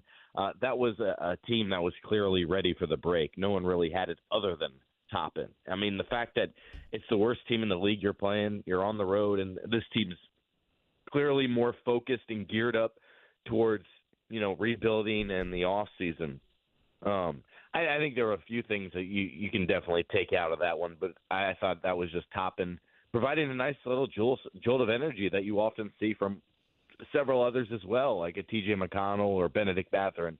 But I think his role, just like everyone, will mostly remain the same. We know what this group is. We know what this rotation looks like. The sad reality of all this is I'm not sure how you find minutes for Jarris Walker. So that's probably the biggest question mark I have going into the rest of the way is, can you carve out some regular minutes for Jarris Walker? But right now they just have so many players, I don't see the reality of that. Scott Agnes of Fieldhouse Files joining us on the Payless Liquors Hotline. Scott, before we pivot to Fever Talk, because I do want to get into some of that, your thoughts on the NBA's All-Star Weekend festivities? Ratings were down 13% from last year. A lot of people complaining about just the format and everything that they did on Sunday. Your overall thoughts, and do you have any fixes that you think the NBA should consider for next year and moving forward? Yeah, I've never been a big fan of TV ratings. I do realize they do tell the picture to an extent. The trouble is it keeps evolving.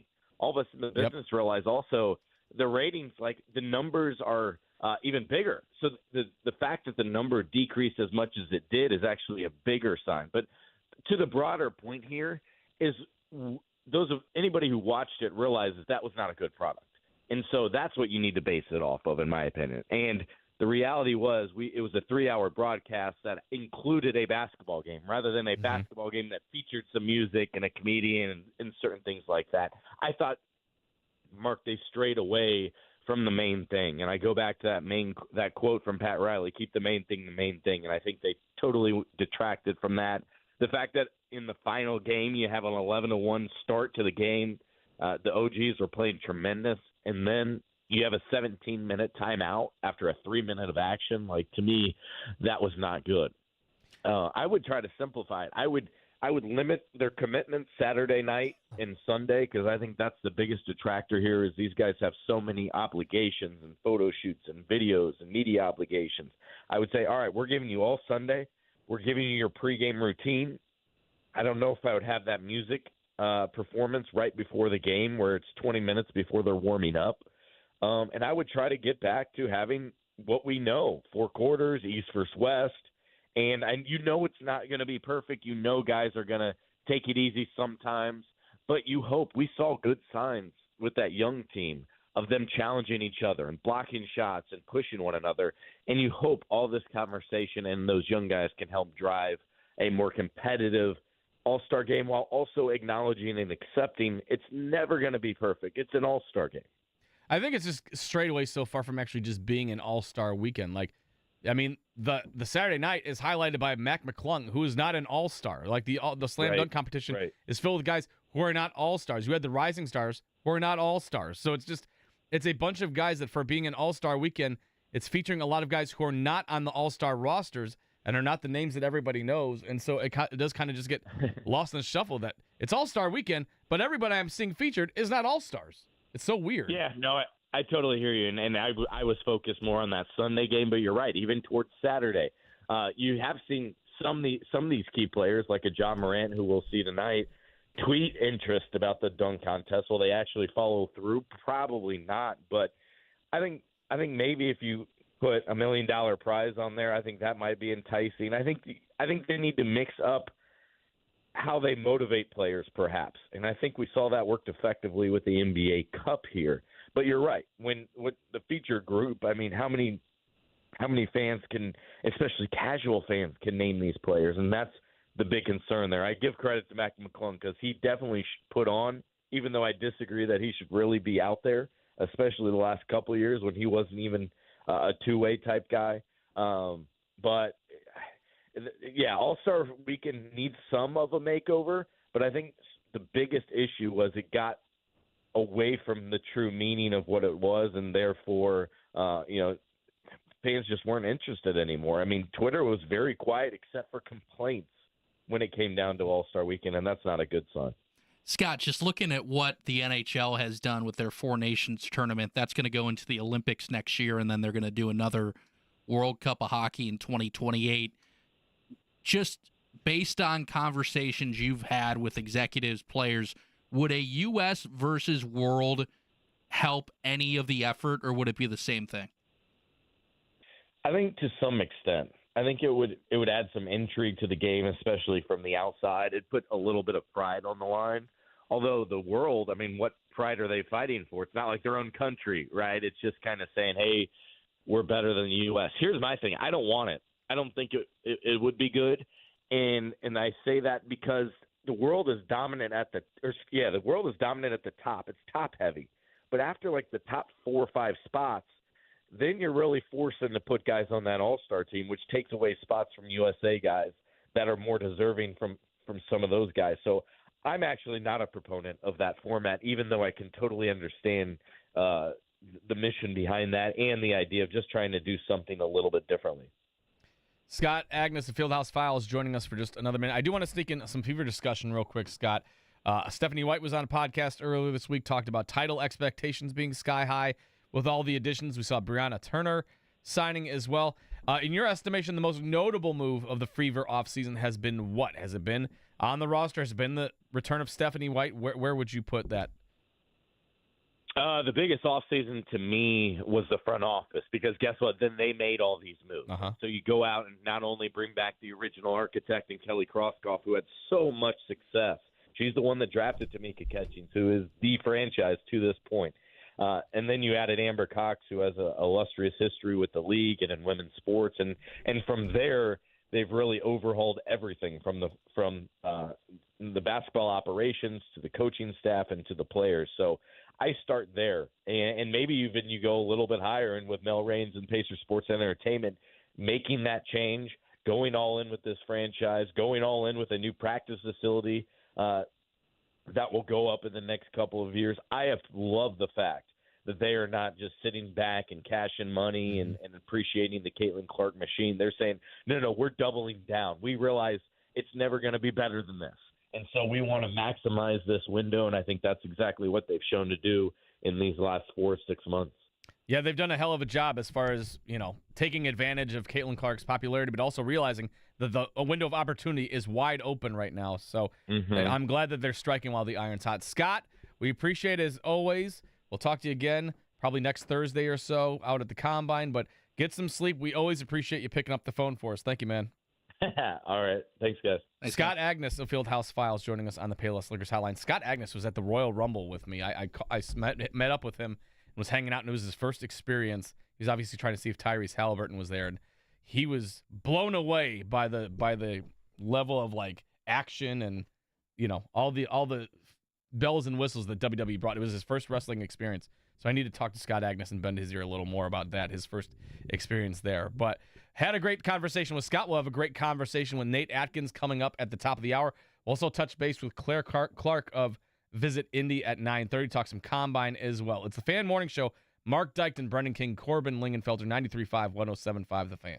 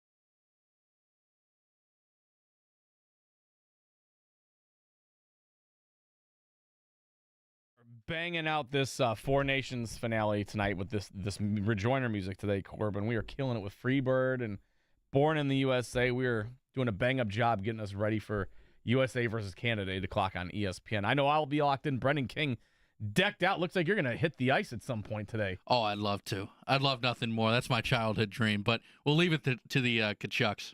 Now, you have a proposal you mentioned about the NBA All-Star Game format potentially changing, or like an idea you would like floated out there. I'm curious to see what this is. Totally random idea. Now, I do have to say, I have to credit ESPN 1000 up in Chicago for this. So like you, I'm a Chicagoland native, south suburbs, and I had ESPN 1000 on when I was at home earlier this week, and they proposed a change to All-Star Weekend, and the change is centered around, now I want to preface this by saying, I in no means think this is a good idea, but it was controversial, and I think we should talk about it. Okay. All-Star Weekend, they proposed, should be the All-Star Game as we know it on Saturday night. So get rid of the dunk contest, the three-point contest, and the All-Star shootout on separate days. So you do everything together. So you do the dunk contest, you do the three-point contest, skills competition on Saturday afternoon, and that leads into the All-Star Game on Saturday night. So then Sunday is available, and they proposed that Sunday should be the final game of the NBA Cup and the in-season tournament. And with this, to make sure that everybody plays hard and the effort is there, they propose that the winner of the in-season tournament should get one automatic playoff victory. What? And they can use it in any round of the playoffs. Now, where the proposition comes, and I know this sounds insane, if a team at the bottom of the barrel, New Orleans Pelicans, win the in-season tournament, you know, they probably wouldn't think they're going to make the postseason.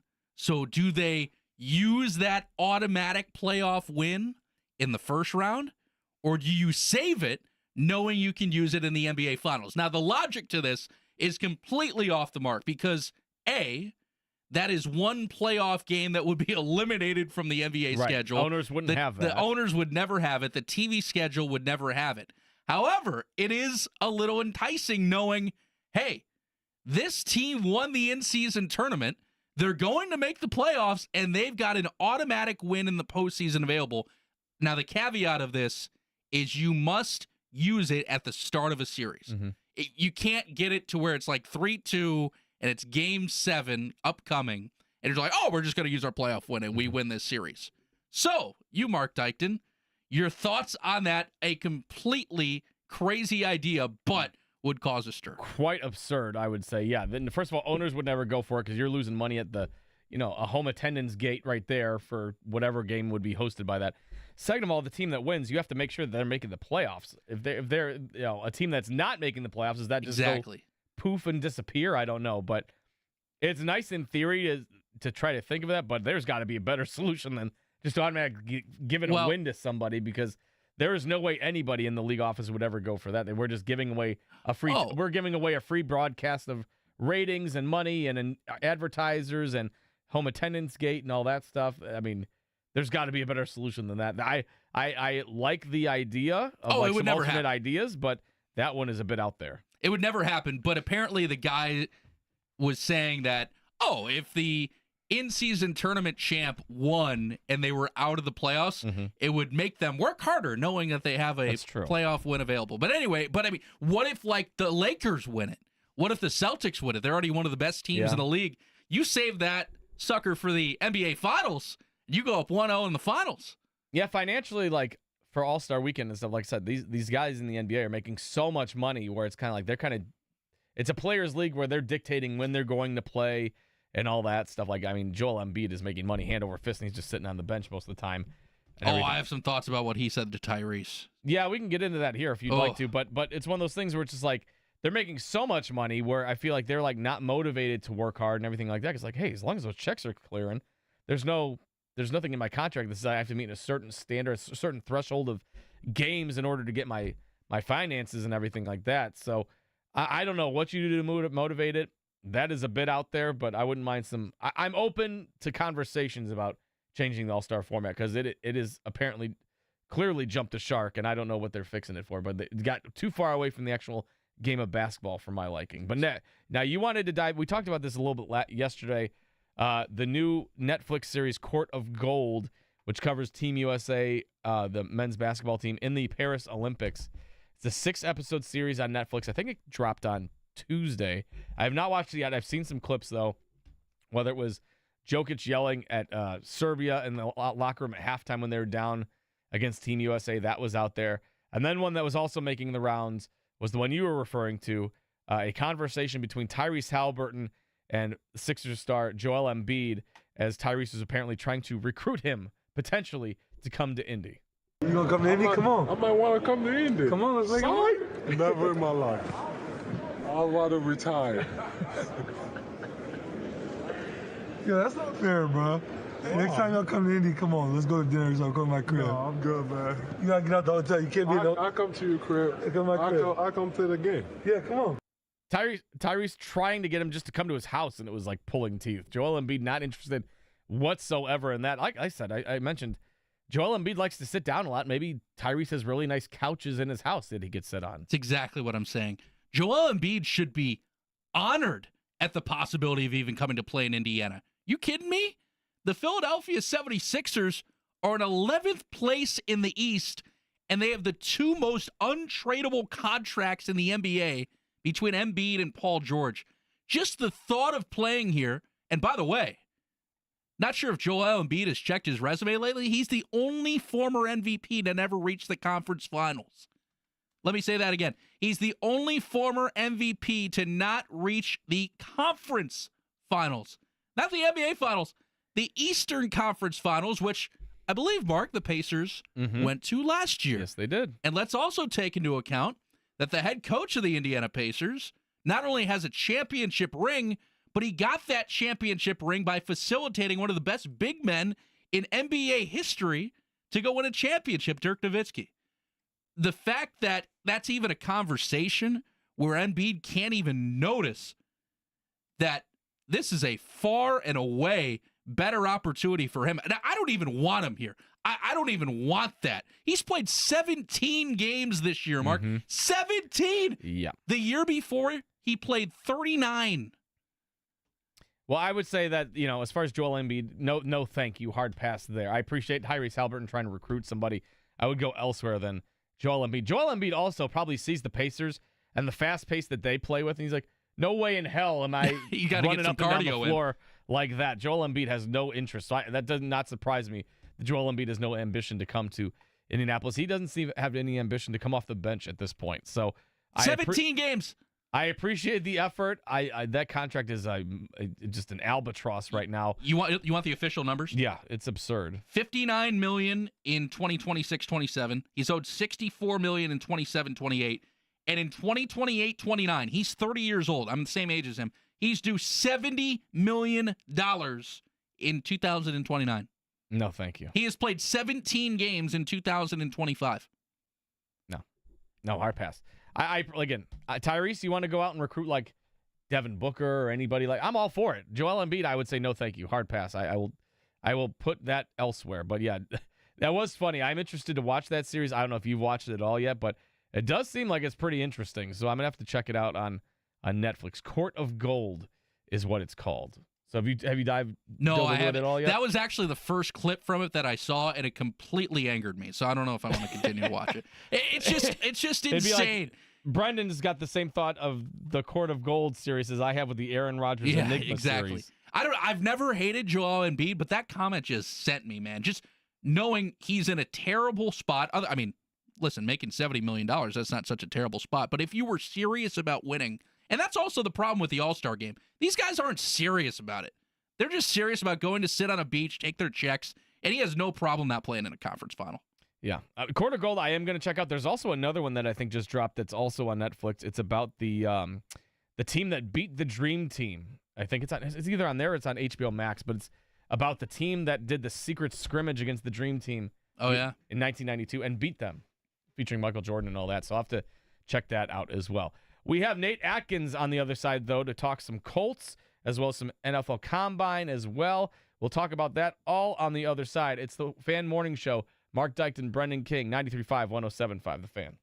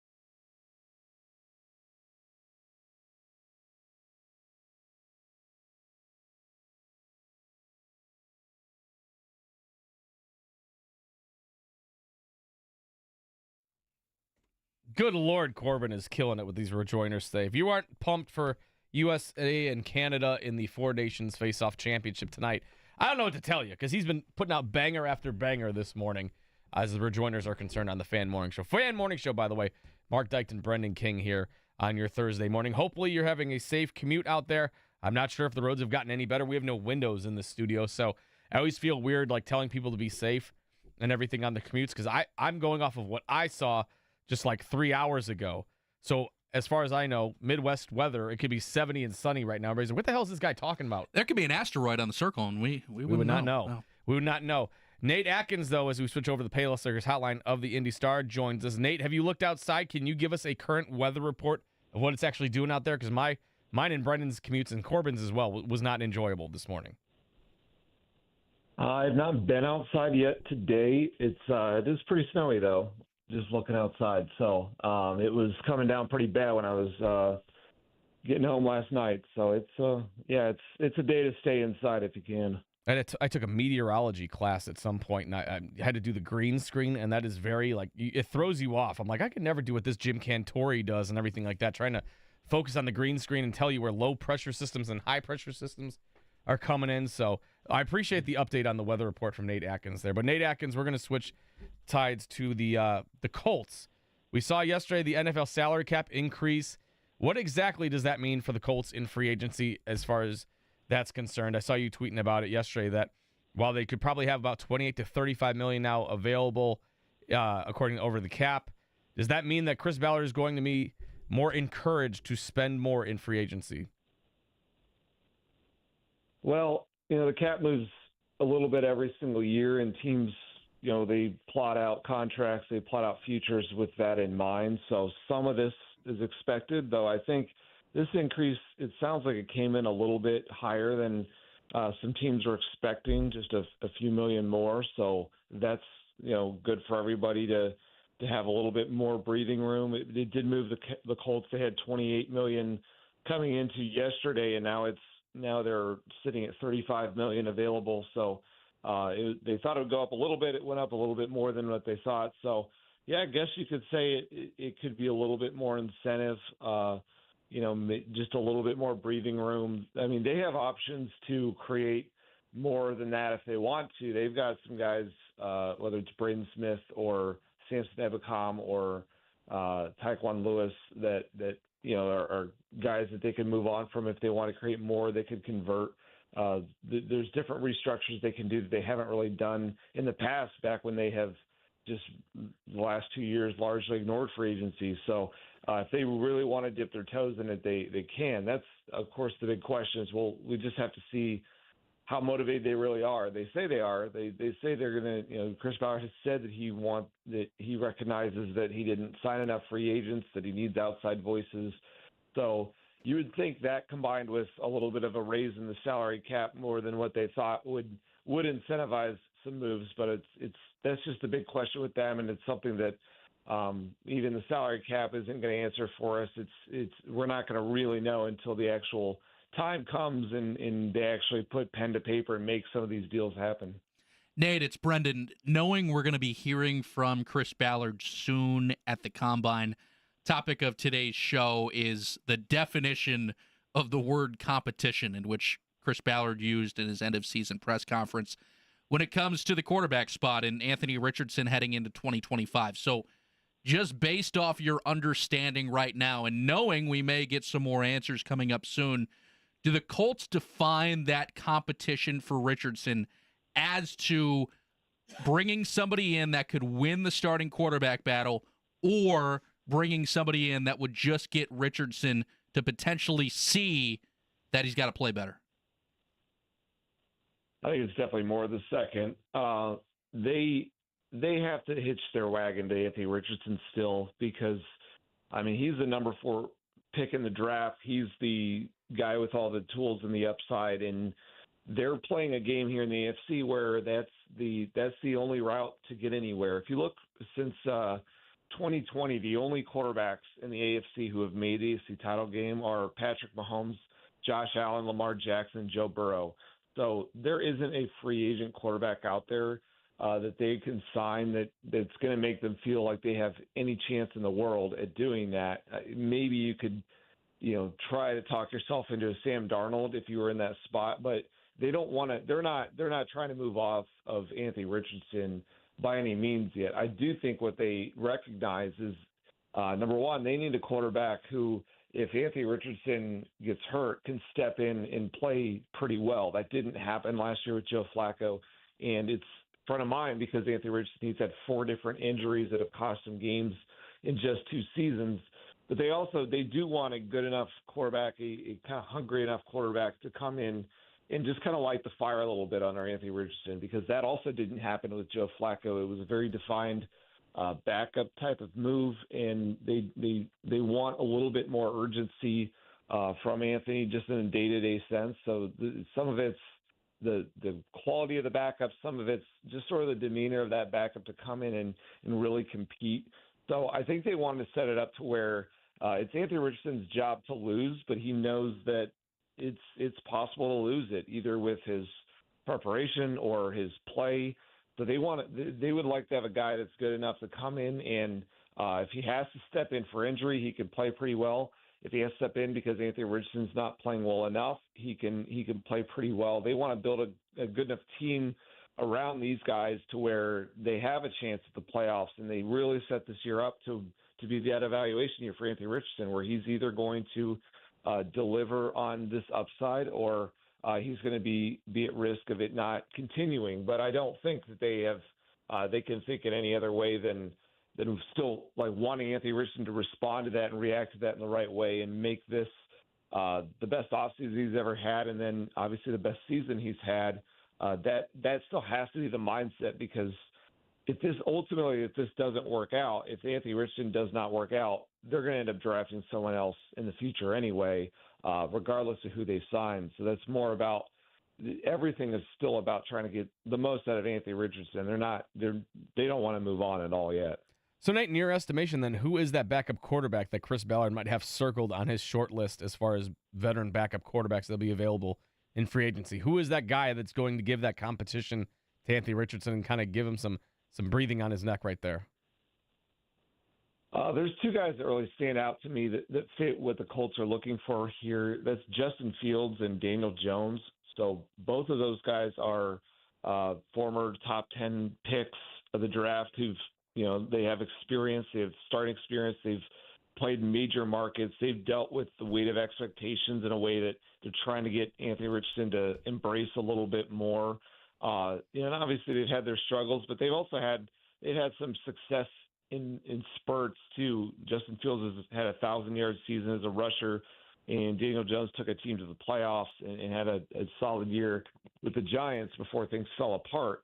So, the other key thing is both guys are mobile quarterbacks, and I think that's going to become more of the focus, ideally, with this position, if they can find it. There's not a lot of those guys out there, so it's not a guarantee that that's what they get at the backup spot. But I think what they realized last year was, while Shane Steichen is an adaptable coach in terms of how he runs the offense, when you have a young offense around the quarterback, as they did at many skill positions, it's so disorienting to move. It's hard to move quarterbacks interchangeably anyway. It's really hard to change systems within that when you have a quarterback run-based offense and then you're moving it to drop-back pass game type of offense like they did with Joe Flacco. So they would really like something that doesn't have to change week to week if they do have an injury. That's what would be the advantage of Daniel Jones and Justin Fields, who are very mobile. And then both of those also, for all the flaws you could find in their games, and there are definitely flaws, those guys are super pros. Everything you hear about them is they're intense competitors.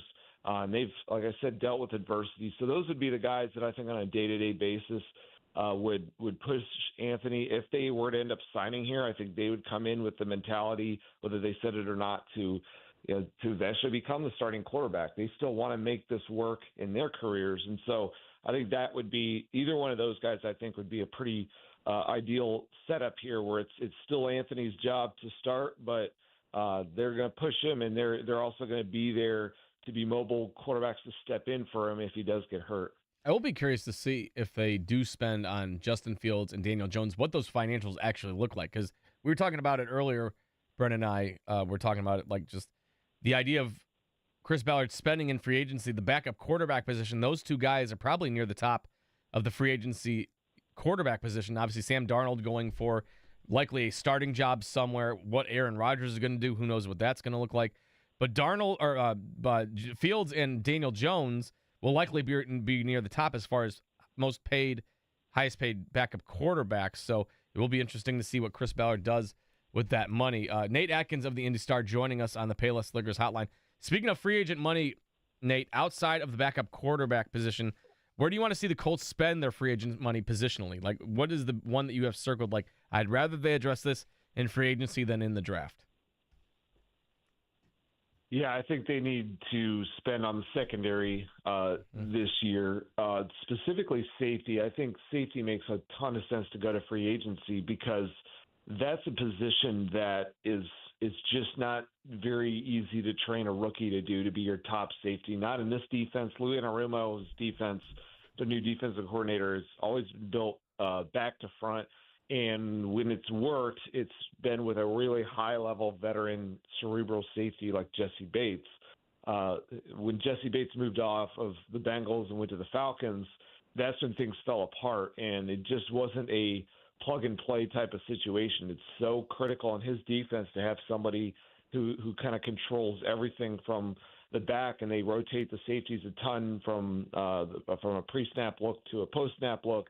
And it takes a lot, both in skill set and in just mentally. And so you want a guy who's proven to do it, who's had experience and seen a lot in the NFL to do it. That's always really worked out at that position. So I think safety is the number one, and corner you can throw in as a second in there where I do think the draft can bring them some answers. They haven't invested enough in the draft as it is, just 1 second-round pick at outside corner, and then everything else has been kind of these 7th-round pick waiver claim type investments. But they also haven't gone to free agency recently at outside cornerback either. So I think they could double dip there and go draft and free agency, but they need some proven options in the secondary because on top of hiring Louis Anarumo, they've hired 2 different defensive backs coaches who are new to the building. It just shows you the emphasis that they're going to put on this.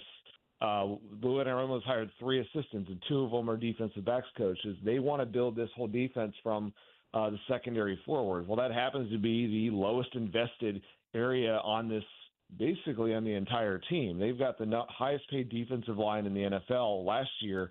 Now they have some guys who are up for free agency, but the secondary is about as low investment as it could be. And the way they've kind of approached it for a few years now has been, they want to build everything up front, overwhelm you up front, and then just survive on the back end. And I think what Louis Anarumo and his staff are trying to change is that mindset of they want to bring the fight to the quarterback from the secondary position, and they don't want guys who just have, certain scheme-specific skill sets or guys who can just kind of hopefully punch above their weight and hold in there. They wanted to make it a strength, and so we'll see if that plays out with Chris Ballard in free agency, how aggressive he's willing to get. But I do think they're going to at least go after some names and bring in some outside voices. That when they talk about that type of thing, I think secondary makes a lot of sense, safety and cornerback to load up there. Nate, one more on the quarterback front from me. You discussed earlier when bringing in a potential backup quarterback, you have to look at the fact that Flacco didn't do the job to the expectation last year when he came in, and you need somebody that can go win you games if Richardson goes down. That's where the question stems of Anthony Richardson now getting a potential full normal offseason to just stay sustainable and potentially play 17 games.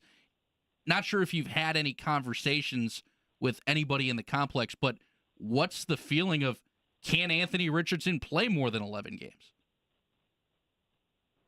Yeah, that's the biggest kind of point of criticism that Chris Ballard had at the end of the season was about Anthony Richardson's health, and that was something a little bit new that they drafted him with. There were some questions about his durability coming out of Florida. I thought that I didn't know if people really looked at enough, and the Colts just kind of looked at it as situational.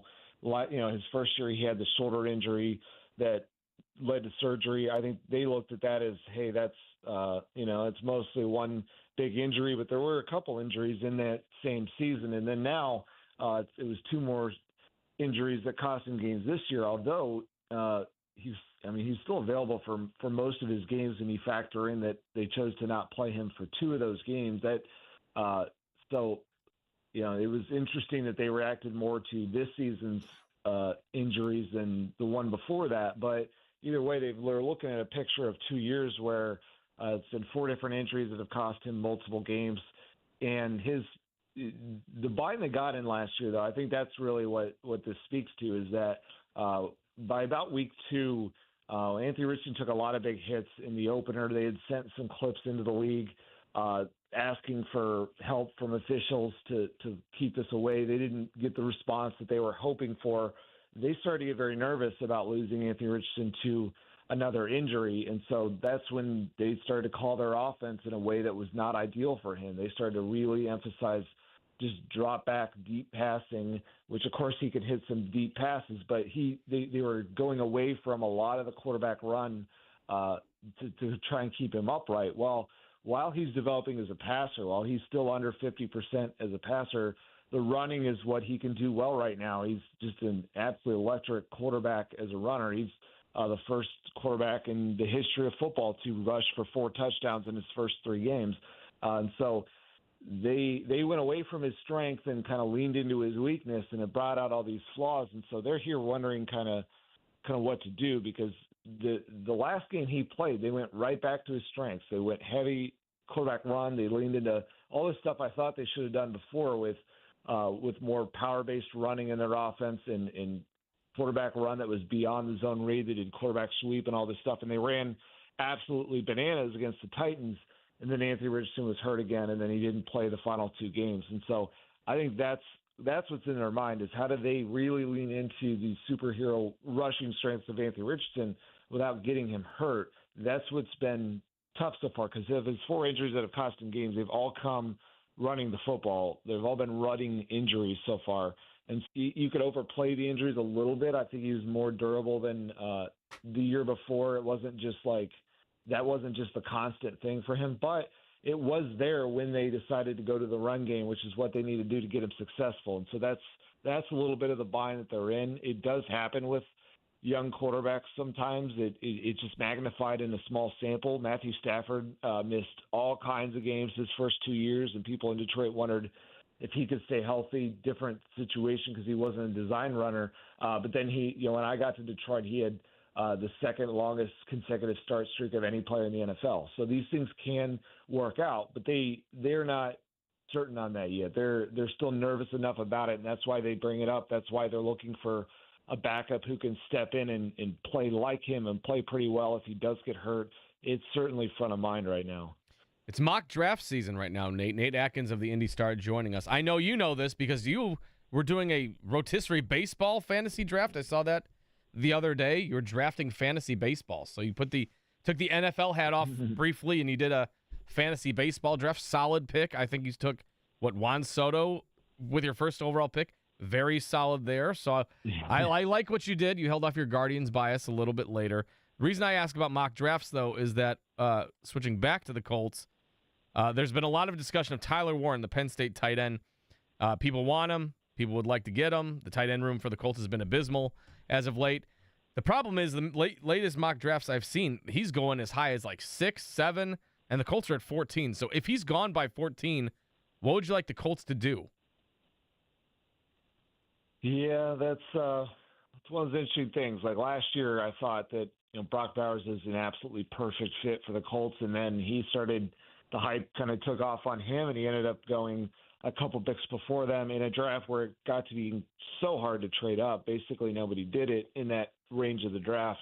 So this year, the lucky thing this year is I just don't think it's going to be the same situation where it's that impossible to trade up. So that is something I think should be on the table for them because they really have to address that position. But luckily, it's unlike last year. It's not just Brock Bowers and then why bother with a tight end? There's other good tight ends out there. Colson Loveland from Michigan is a good example of a tight end who's played in line in a pretty power run-based system, but is a very solid receiver. And so if Tyler Warren were to go before their pick, I think you could very much just look to Colson Loveland or a guy like that to still fill that void. I think they have to go this route, though, because you look at the free agent class at tight end, it is not great. Juwan Johnson from the Saints is probably the one that you could look at as stepping in and being maybe a team's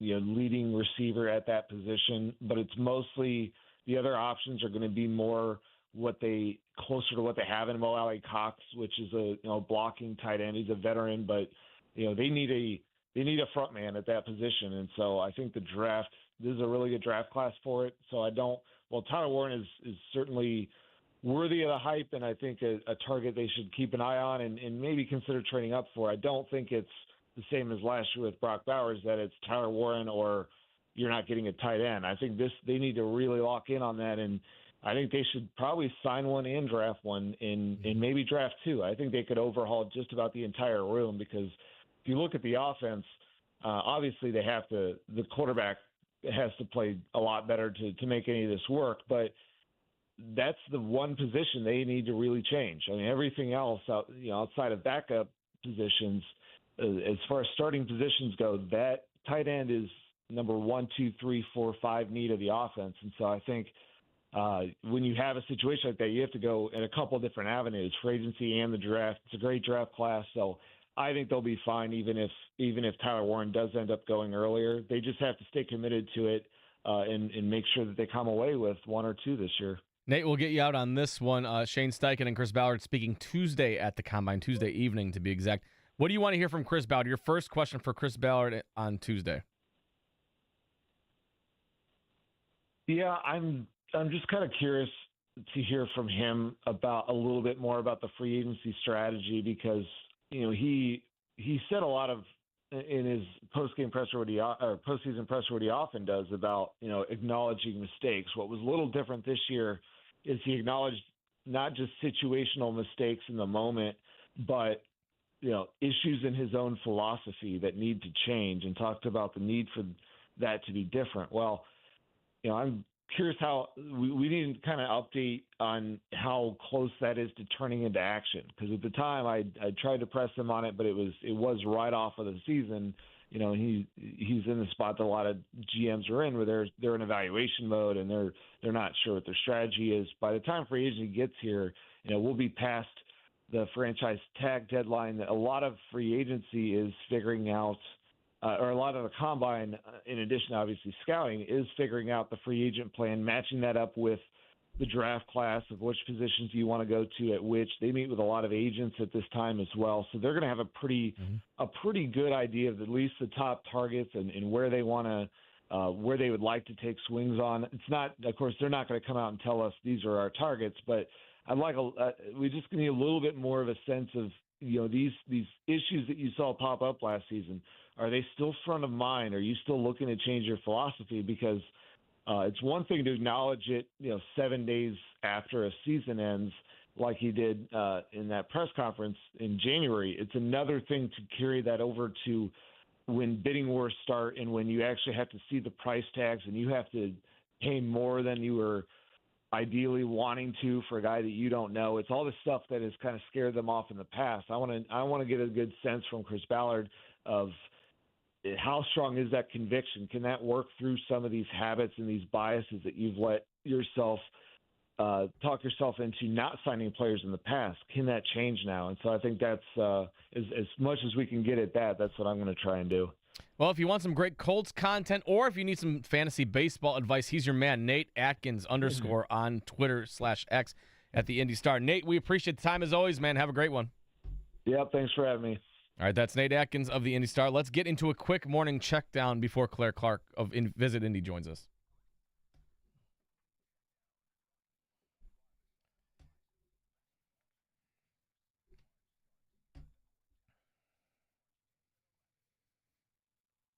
Slow night in sports, so this won't be an overly long morning check down. Pacers get back to work post All-Star break. They host the Memphis Grizzlies tonight at Gainbridge Fieldhouse. The first of 4 straight home games for the Indiana Pacers. They host the Grizzlies, Clippers, Nuggets, and Raptors in that order. Coverage starts at 6:30 right here on the Fan with tip-off at 7.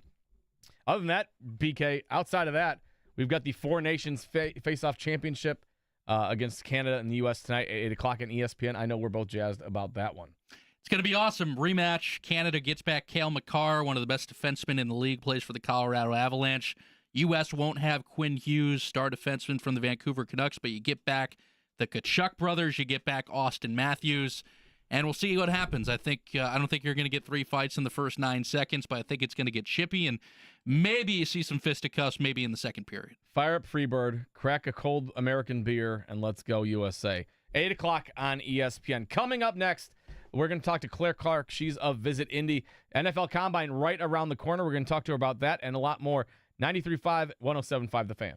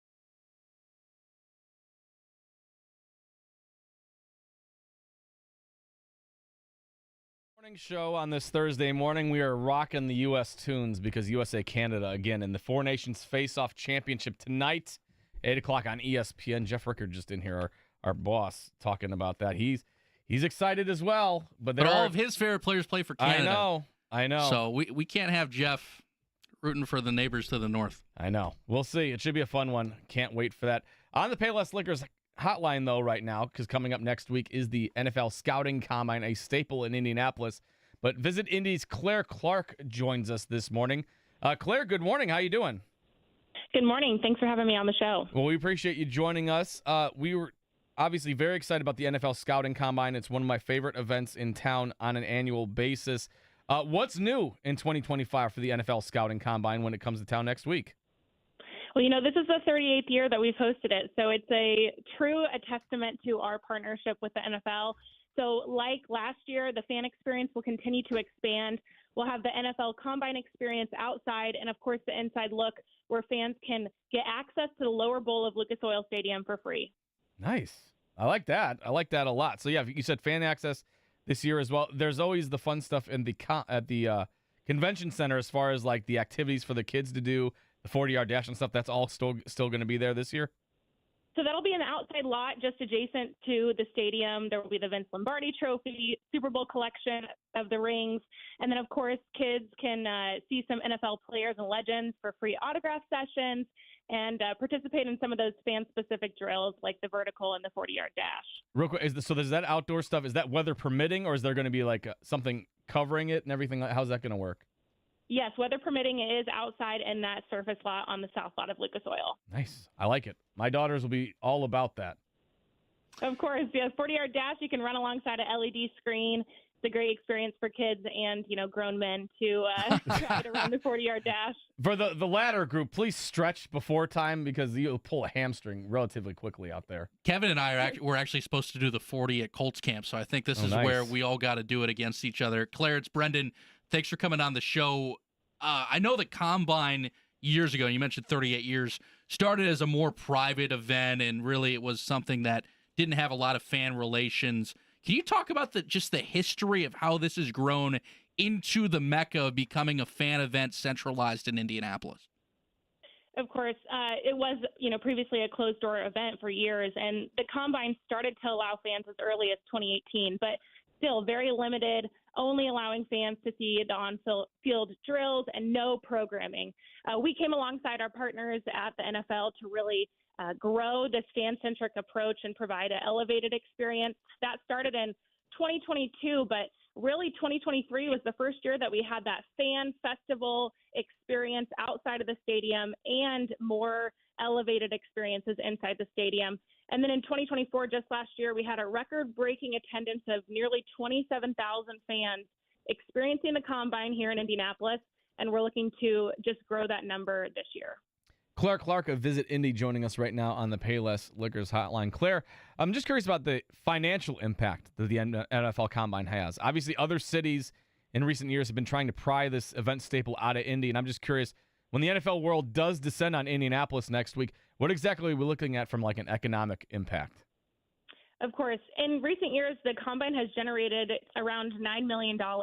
Last year, we had a record-setting economic impact of $9.26 million into the local central Indiana economy, and that's going to be on par in this year as well. All right, Claire Clark joining us on the Payless Liquors hotline again at Visit Indy. Claire, have you done a 23andMe or any relation to Caitlin Clark, or is that not happening? No, I do appreciate that I'm another CC in the city, but no relation to my understanding. Well, if you are, that'd be a hell of a family reunion, I would say, if that was the right. case. Claire, one last one for me. The future of the Combine in Indianapolis, just talked about like other cities wanting it. Obviously, that's been kind of, the rumor lately is that the NFL, there's a moneymaker everywhere, whether it's the draft or anything like that. If they can move it elsewhere, they can. Indianapolis just kind of ends up being the place it's been because it's kind of like they've been there, done that. They know the ins and outs of the Combine and Lucas Oil Stadium. They have all the facilities, medical care all nearby. Is there any chance that the Combine's leaving anytime soon, or is there plans to keep this in Indy as long as we possibly can? As the Combine becomes more fan-facing, there's the potential for it to move to other cities and rotate, just like we see with the draft and the Super Bowl. Indy continues to be on, the NFL's radar when it comes to hosting large-scale events because we've shown how we can execute the NFL Combine at our highest level year after year. Right now, we've retained it through 2026. We've expressed interest through 2030. But we know competing cities are going to be on the ground. They were on the ground last year. And so it's just another time for Indy to really show what we can do when it comes to hosting this all-in-one event that is the NFL Combine every year.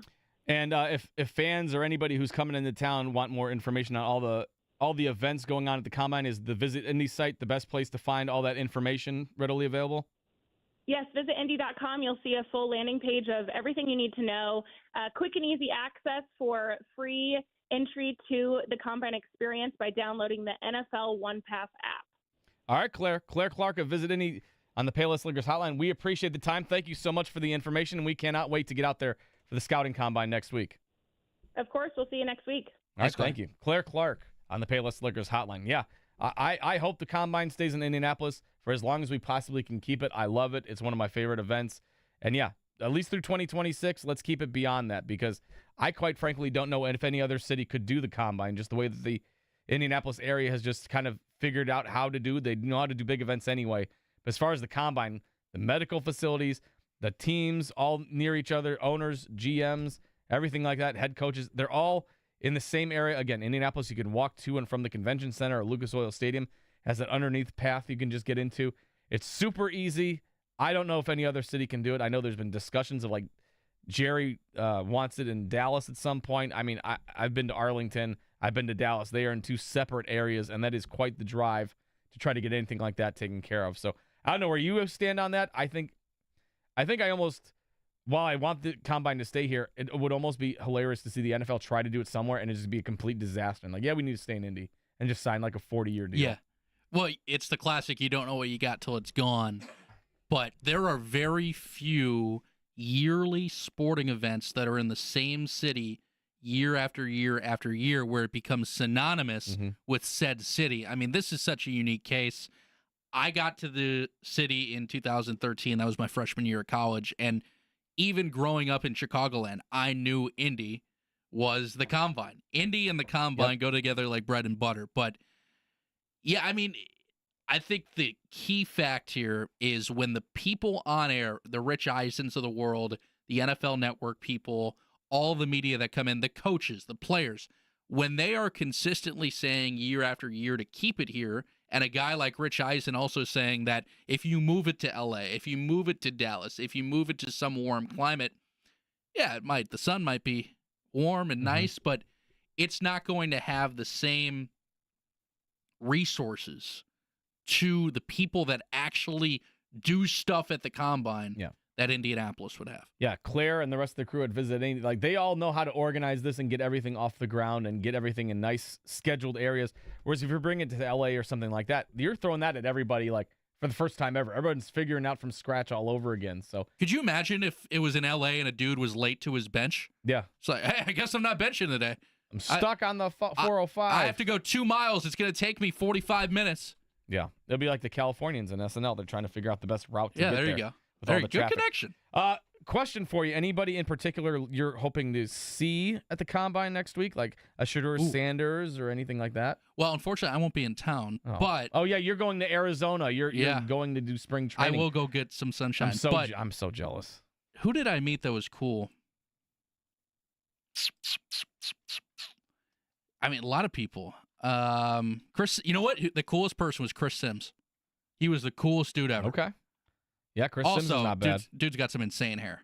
I aspire to have the hair quality as Chris Sims. I'm curious to see who's going to have the biggest crowd as far as media is concerned when the Combine comes next week. Because we're debating yesterday. Oh, it's got to be Shedeur. Is it Shedeur? Is it Travis Hunter? Is Dion going to make a pop in or everything like that? Everybody just wants to see Shedeur do his watch celebration thing. Yeah. Because it's always usually the quarterbacks that get it and everything. We've had Bryce Young before, Caleb Williams last year, but there's that Jalen Carter incident a couple years ago that kind of got everybody in a tizzy. That was interesting. So curious to see who nets the biggest crowd. I'm guessing it will be Shedeur Sanders. We'll see. about Would that. love to make a prop bet of Dion showing up. No, yeah. I don't know if they do that at the Combine, unfortunately. There's no prop bets out there. Yeah. Degenerates, I'm sure. We're taking bets in the studio right now, cash only. Yep, under the table. Coming up next, though, is the pop quiz, your chance to win a Jiffy Lube oil change on this frigid Thursday morning. Brush off the car, go 5 for 5, and you get yourself a Jiffy Lube oil change. Pop quiz is next, 317-239-1070. It's the Fan Morning Show. Marc Dykton, Brendan King, 93.5, 107.5 The Fan.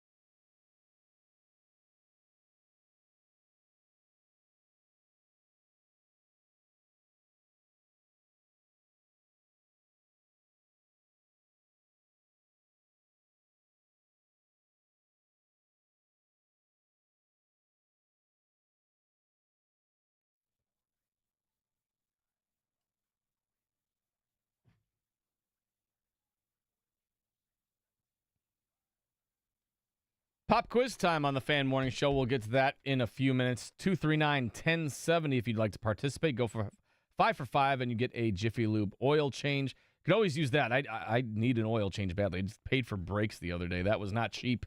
Not cheap at all. So if you can get a free oil change, anything car-related, if you can get that free, call in. 317-239-1070 pop quiz. We'll get to that shortly. Brendan, the Pacers return to the court tonight, take on the Memphis Grizzlies. A tough 4-game stretch for the Pacers upcoming again. They've got the Grizzlies, they've got the Nuggets, they've got the Clippers, and they got the Raptors. Flip Nuggets and Clippers together in that order. But 4 straight home games to start post-All-Star break. How do you think they pan out these next 4 games? I'm hoping they at least split. No, if you can go 500, you'll take that every day of the week. But the dangerous part about seeing these 4 teams consecutively is they've all got dead-eye scores. Mm-hmm. I mean, you don't have to you can emphasize enough what Jokic can do, but Brandon Ingram on Toronto, what he brings to that team, you got to talk about James Harden and what he could do with the LA Clippers. And then, Ja Morant tonight, we'll see what he brings. Yeah, it'll be interesting. Zach Edey back in home that'll be interesting to see his reaction as well. I'm assuming there'll be some Purdue faithful in there to see Zach Edey. That'll be cool to just see him back in Indiana for a little bit. So that, again, coverage starts at 6:30, tip-off at 7 right here, 93.5, 107.5 The Fan. Speaking of Zach Edey, his alma mater, Purdue, takes on Indiana on Sunday. That'll be an interesting game. We touched on that. We'll get into more of that on tomorrow's show on Friday when Brendan and I are back in the chairs. But that'll be an interesting game. Both teams kind of limping in to that series where we've got 6 of 7 losses for Indiana and obviously 3 straight for Purdue as they lost to 3 ranked Big Ten teams. Not exactly what Matt Painter would like to see, but it's also Mike Woodson's last stand at Assembly Hall. We presume it's his last Purdue-IU matchup, so that'll be interesting on Sunday what we see coming out of Purdue and IU. I don't know who's going to get the edge in that game. They both could use it in many different ways. Yeah, we talked about it earlier. Both teams need a win for totally different reasons. Purdue's got to get back on track, get themselves a decent position in the Big Ten tournament, and Indiana just needs life. And again, you need to attract a coach that's going to be willing to get Indiana back in the recruitment race in the state and also just back in the Big Ten being a contender. Speaking of Sunday, you've got some duties that are not IU or Purdue related. What do you have cooking on Sunday? Yeah, so I'm not going to be able to watch the Purdue-IU game. I'm very excited to say I've got my first national cable TV play-by-play assignment. Look at I'm that. going to be down at Georgia Tech, calling Florida State and G-Tech the women in the ACC. Florida State, they're the highest-scoring team in the country. They got the nation's leading scorer, Tanaya Latson. Georgia Tech's number 20 in the country, defensive-minded team. Nell Fortner is the head coach at Georgia Tech, the former and head coach and GM of the Indiana Fever. You are big time, man. Brendan King, enjoy him while you can because he's not going to be slinging it on radio with us schlubs. I much love longer. coming back and hanging in the studio with you, Scotty, Corbin, and all the boys. So I love doing this. I'll take time anytime to do this. As long as you remember me in from years from now when you're doing like Fox Sunday NFL broadcasts or something, and I'm like, hey Brendan, nice, and you're just, who's this? I'm like, oh no, I've been forgotten. Come on, we did that show together one time. Yeah, that one time. Well, we'll do it again tomorrow too. That'll be interesting to see if they allow us back on air. But yeah, it's great to see you. I'm very happy for everything you're doing. Great work with the South Bend Cubs. I know you're heading out to Arizona. When is that? Next week? Yeah, so I'm gonna fly back from Atlanta and head right back to AZ. So it'll be a busy week. Want to swap jobs for a little bit? You can head home with my wife and 3 kids. I'll go to Arizona. I don't know if they like me more than you. I do. You know, Back to the Future is my favorite movie. I know your daughters like that movie. Yeah, so. My wife loves that movie too. No, they would kick me to the curb in an instant. They're like, "Wait, you're gonna give us more candy and let us go stay up late?" Remember the show Wife Swap? Husband Swap. Yeah, great show. Well, my wife wouldn't complain. She's like, "Can you do the dishes better than he can? You can." I mean, I live at a fraternity house, so there you go. Well, I won't go into the tidiness of a frat house. We'll save that for another conversation. It is pop quiz time though on the Fan Morning Show. I cannot see the callers. I assume we have full phone line, so I'll leave it up to Corbin between 1 and 8. Whoever you want to do, fast fingers or lucky number, whatever you want to do. Caller 7, that is Kenny. Kenny, good morning, sir. How you doing? I'm doing dandy. How are you fellas? Kenny's doing dandy. Okay, real quick, because we do not have windows here, as we've discussed. What is the weather looking like outside? Do you have a window nearby? Are you at work? Did you make the commute? What are we looking at weather-wise?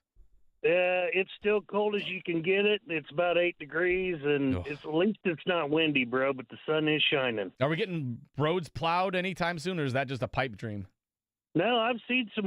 The roads aren't too bad, dude. Okay. I'm in Greenwood right now, and they look pretty decent. I was just in Greenwood last weekend. Yeah, the Brownsburg residential streets were not great. Getting the highway, that was kind of a chore. It was fun playing Am I in a Lane? That's always my favorite game this time of year. The highways were nice. The highways were perfect. They were immaculate. They were beautiful. All right, Kenny, let's get you a Jiffy Lube oil change. It's time for the pop quiz right now. Let's start here. Question 1, Kenny. The Pacers host the Memphis Grizzlies tonight. Who leads the all-time series? I'm going to say Grizz. Would you like to try again? This is a 50-50 shot, Okay. Kenny. Okay, Pacers. Hey, Okay, there we go. All right. All right, Kenny. I'm on a roll. Yeah, Memphis had a team in the old American Basketball Association from 1970 through 1975.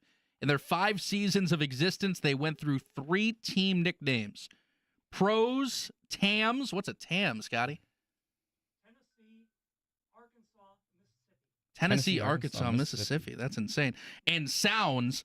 2 members of the Memphis Sounds are in the Naismith Basketball Hall of Fame, although their best seasons came with the Pacers. Name one of them. Former Pacers that also played in the ABA in Memphis. One of them. Holy crap. One of them. I agree. No options here. I have no idea, bro. Wilt Chamberlain. Well, he wasn't a Pacer, but that's okay.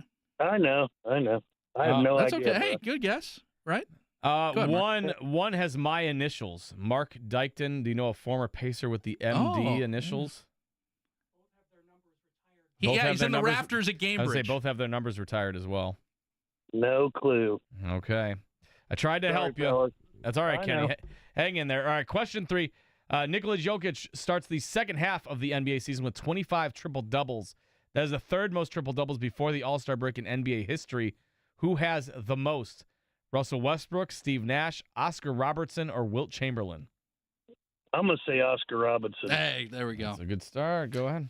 4 nations tonight, Kenny. Team Canada, Team USA championship game in Boston. Last time the best players from each country met for a tournament title was the gold medal game of the 2010 Olympics. Canada won that game 3-2 in overtime.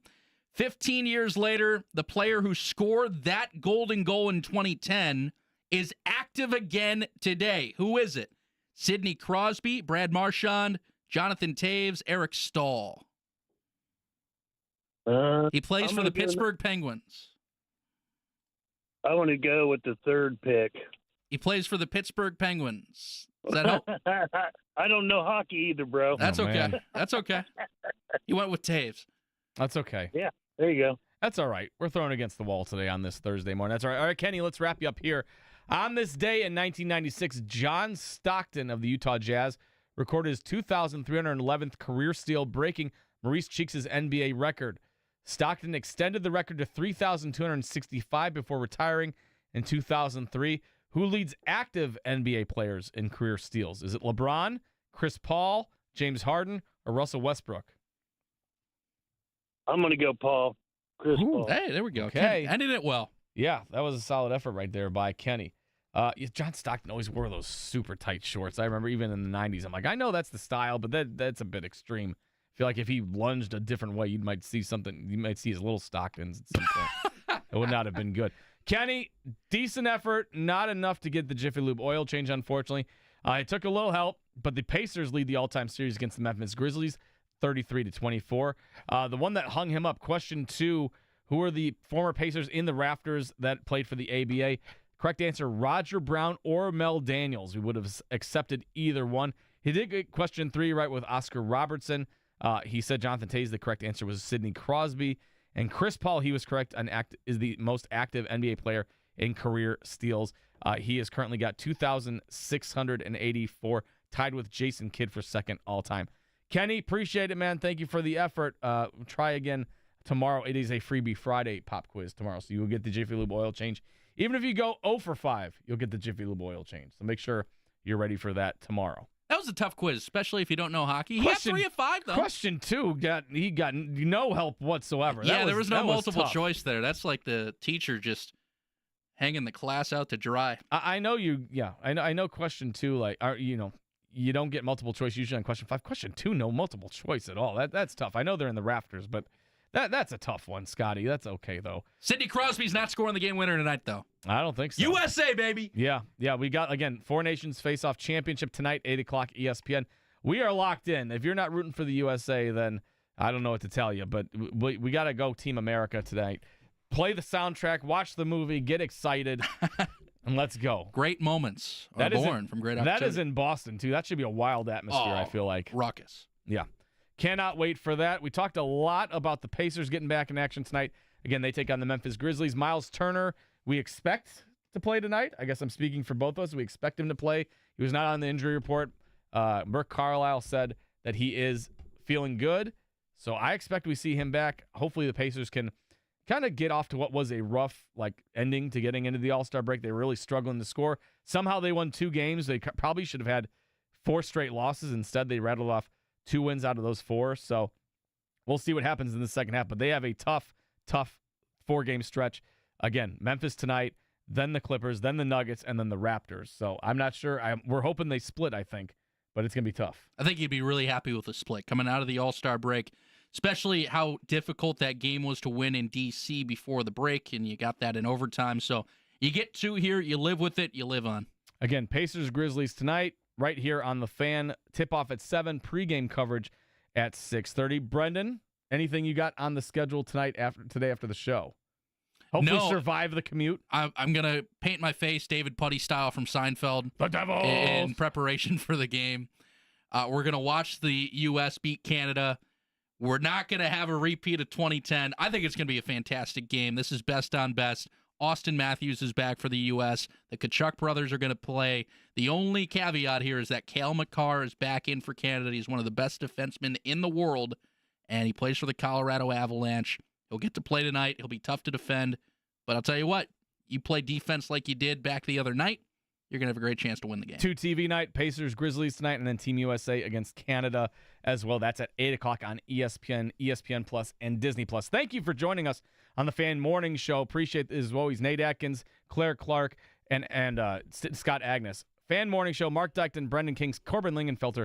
Have a great Thursday, everybody.